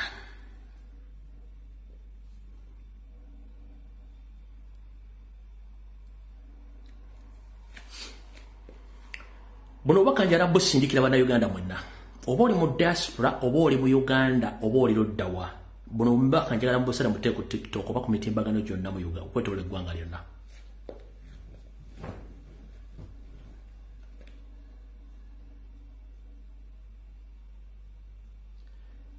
ngenda banyumiza akatu katono nnyo kengenda obbajjira information eno ekijja omanyi kinyaga bitono naye kinyaga bitono nga ozuukuse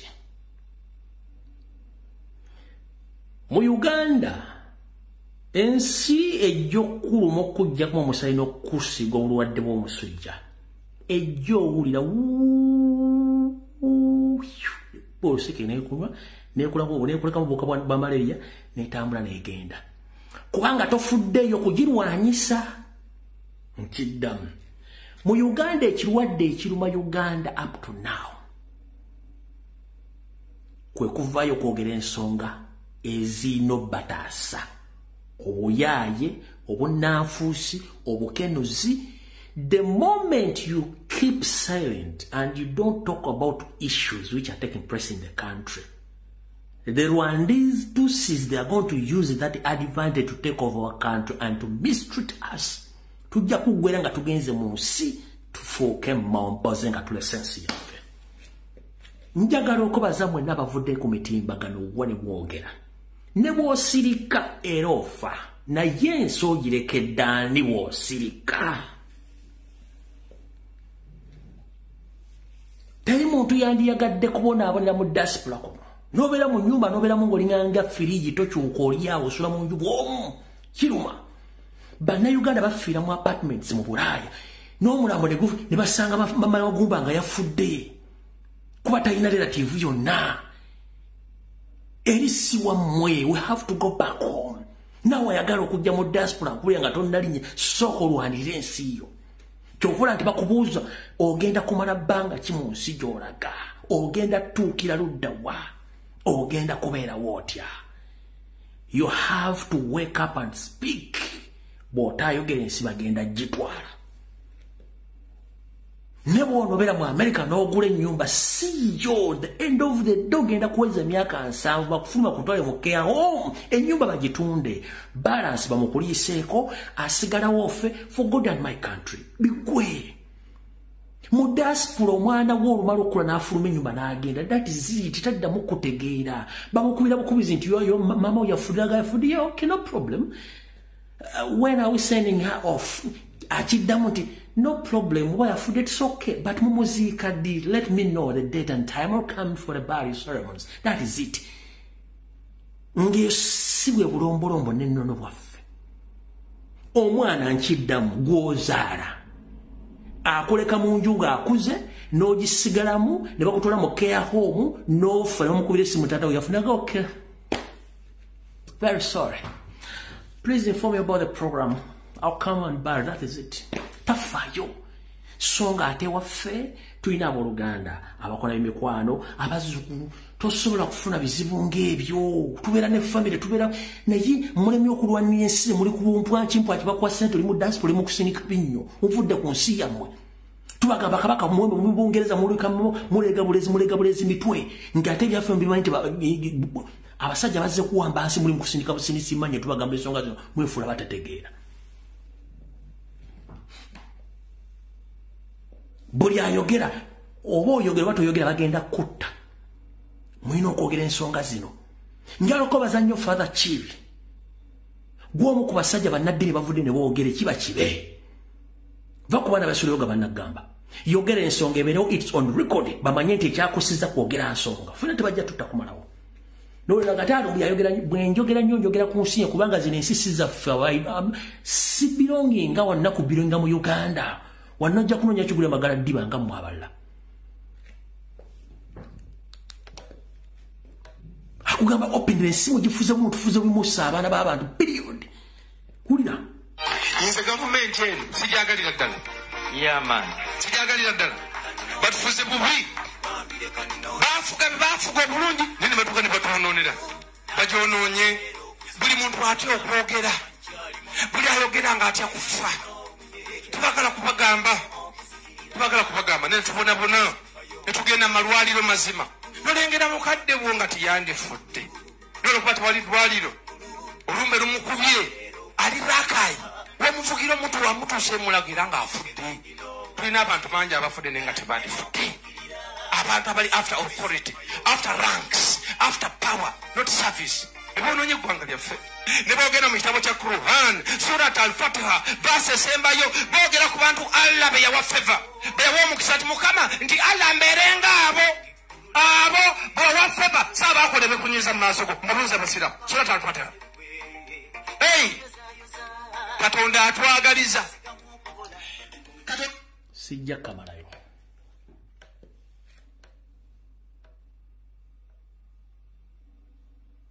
sijja kamalayo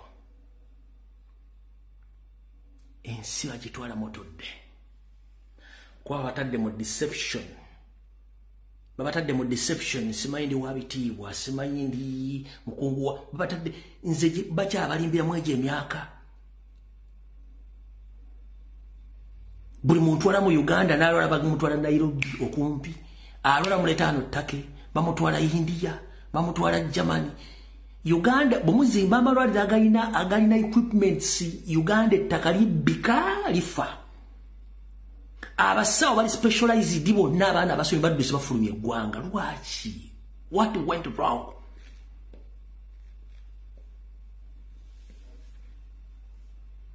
ne bagamba national identification yo eggwako myaka 10 what is next you have to pay money I pay for my nationality oyina jango oyina ekyapa oligino najja n'ekyapa kyeyakoze within 2 weeks n'akujja ku ttaka n'akusibira tuzire emyaka 2 n'ofa bw'oto n'ogenda famire n'ogireka ng'ogirekeddani mu Uganda amazima gakabogama amazima omuntu aga nti oyo mulalu mute mu busume munywanjaga kubanga boogera amazima mpuuga bogamba nti Kyagulanyi abajolonga yakujolonga ku saaki njagala nte video Kyagulanyi nga akujolonga before nga tonnabba ssente ezo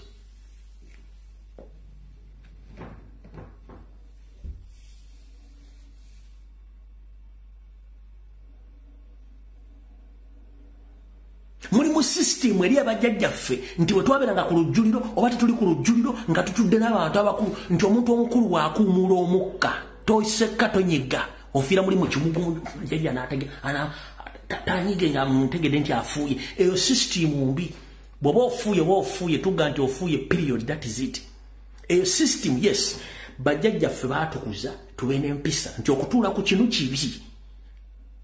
Lwaki baganda okutuula ku kinu kibi? Ku lw'ensonga nti ekinu kisekulirwamu nva ziriirwa.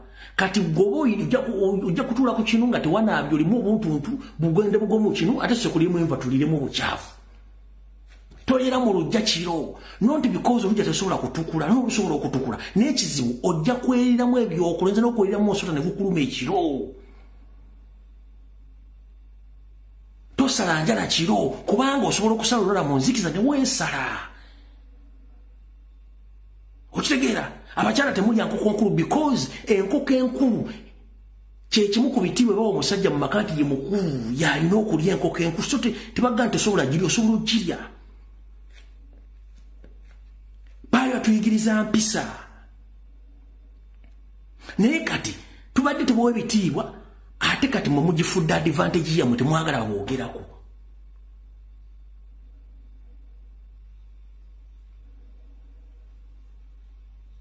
Bina temwagala biwulya nze tujja bibagamba mubitegeere mu bagundi. Nabagenda video yabadde nzibu kuva jjo nabagenda nti open roof.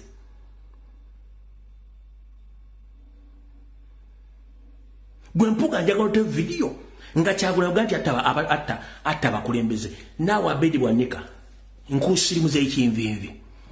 Mukulembeze eki Kyagulanyi ekigambo okutta okimanyi? Omanyi ekigambo kibayita okutta? Okutta mu Luzungu that means kill. Ani gwasse?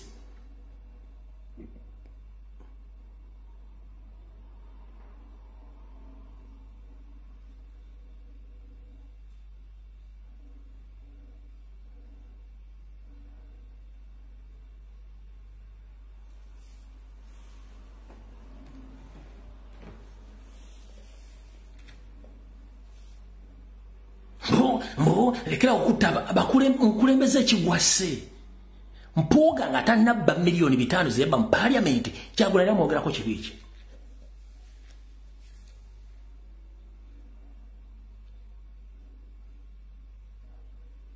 Ekizibu kiri ekizibu eki.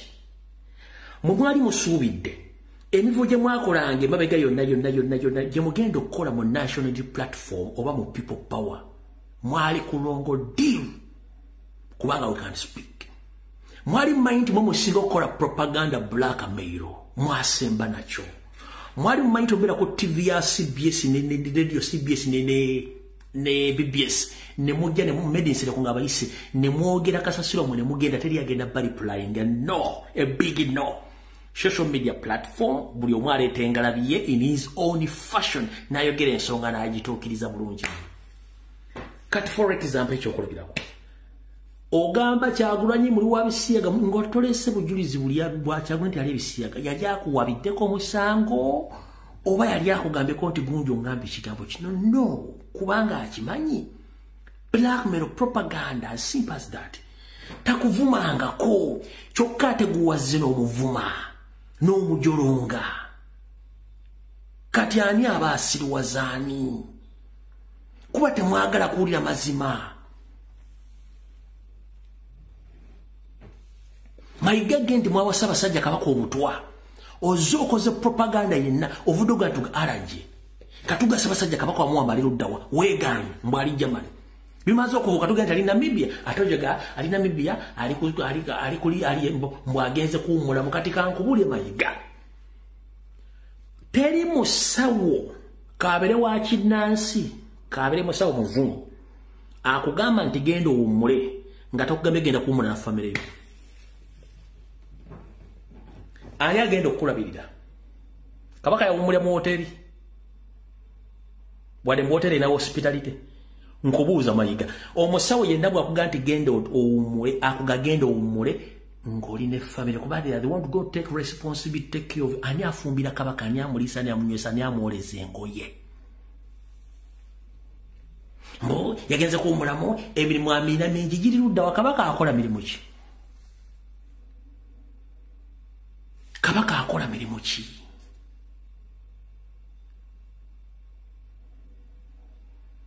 Musasudde ssente mutere kubanja Kabaka simanyi kubanja Kabaka simanyi balalu lolo enno nekugamba nti abataka 7 ne bawalajjana 2 abakola ku nsonga za Kabaka tekuli muntu mulala eddo nange siteekeddwa kuzoogerako era nasaba okusonyiwa olw'okuba nti tewali ddoboozi ddala lisobola kuyisaawo ddoboozi kutaasa Ssaabasajja Kabaka. Nange siteekeddwa n'okuba tuli mu nsi y'abafere abatya okuboogerako nkubanga wakitiibwa ne tugamba no tulyetonda mu maaso g'abakulu ng'empologoma ewonye.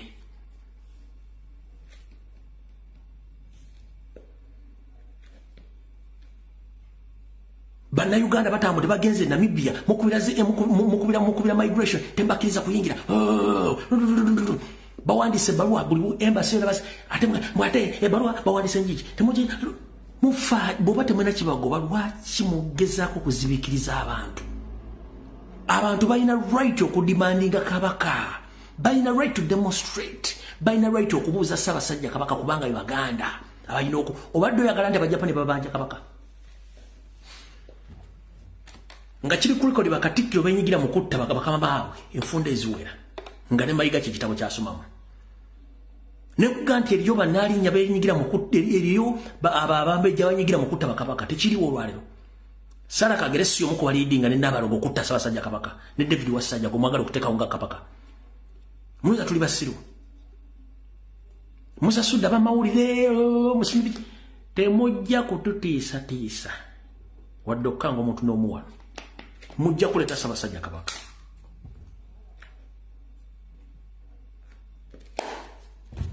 Wama video ewedde tusekale kulokutano saa zijja kuba 2 ne open roof discussion ne open roof yalo ewedde awulidde nti ekunyiiziza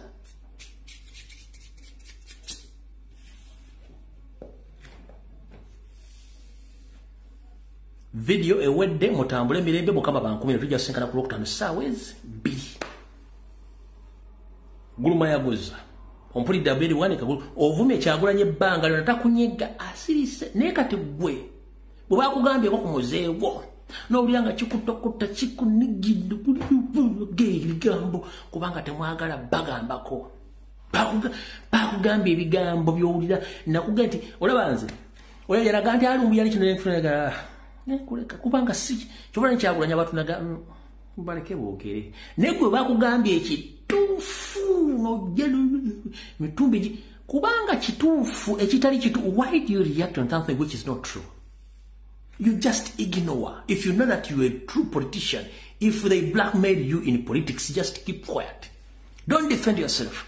The moment you become defensive, that means it's true.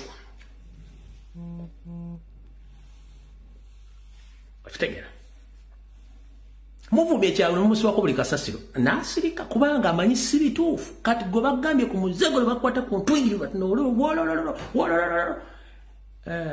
opapa ki kati kambanyumi nga nfundikira edda bwe twakyukanga oba okukyuka oba okumenyeka okugulu batwalanga w'abayunzi ate abenga bye bayunga kati omuzadde akutwala bakuyunge kati bakubuuza we wakuluma n'olagawo naye nga si watufu wakuluma kati y'omuyunzi babeera n'obukodyo agenda ayunga mpola kati wakwate wantu ne wasika bwotega ng'amanya nti wano wadde gwa mulimbi kati y'omuyunzi agenda akuyunga mpola bwakulira nga weeseka mbwotegaga wano we watufu wamenyese n'alyoka akuyunga nodda mulayi kati abedi bwanika bulijjo alimbalimba abantu kati bwe bamukutte wali ekiwundu ne yeesika banaga weewane wali obulumi otaliya mama nfudde tujja kuyunga ojja kutegeera tebayita abayunzi ab'engabi takutawaanya akwata mpola gwe wamulimbye kasita akula akaweesika mbwotega wano ng'alyoka akuyunga ng'okuba emiranga kati mujja kiwulira ate mbakubiriza omulanga mulekerawo okwetya abasajja tebalina kye bakola mubakalakate mpaka kuwulira nga bawulira bavaamu enjira mukitegedde bulungi tiye mukama bankuumire bannamuleme Masaka mugende munoge emmwanyi muzaanike muzitunde ebyokuganda mugenda muwabe nga mulina obujulizi bata mulina bujulizi tujja bakalakata mukama bankuumire mweraba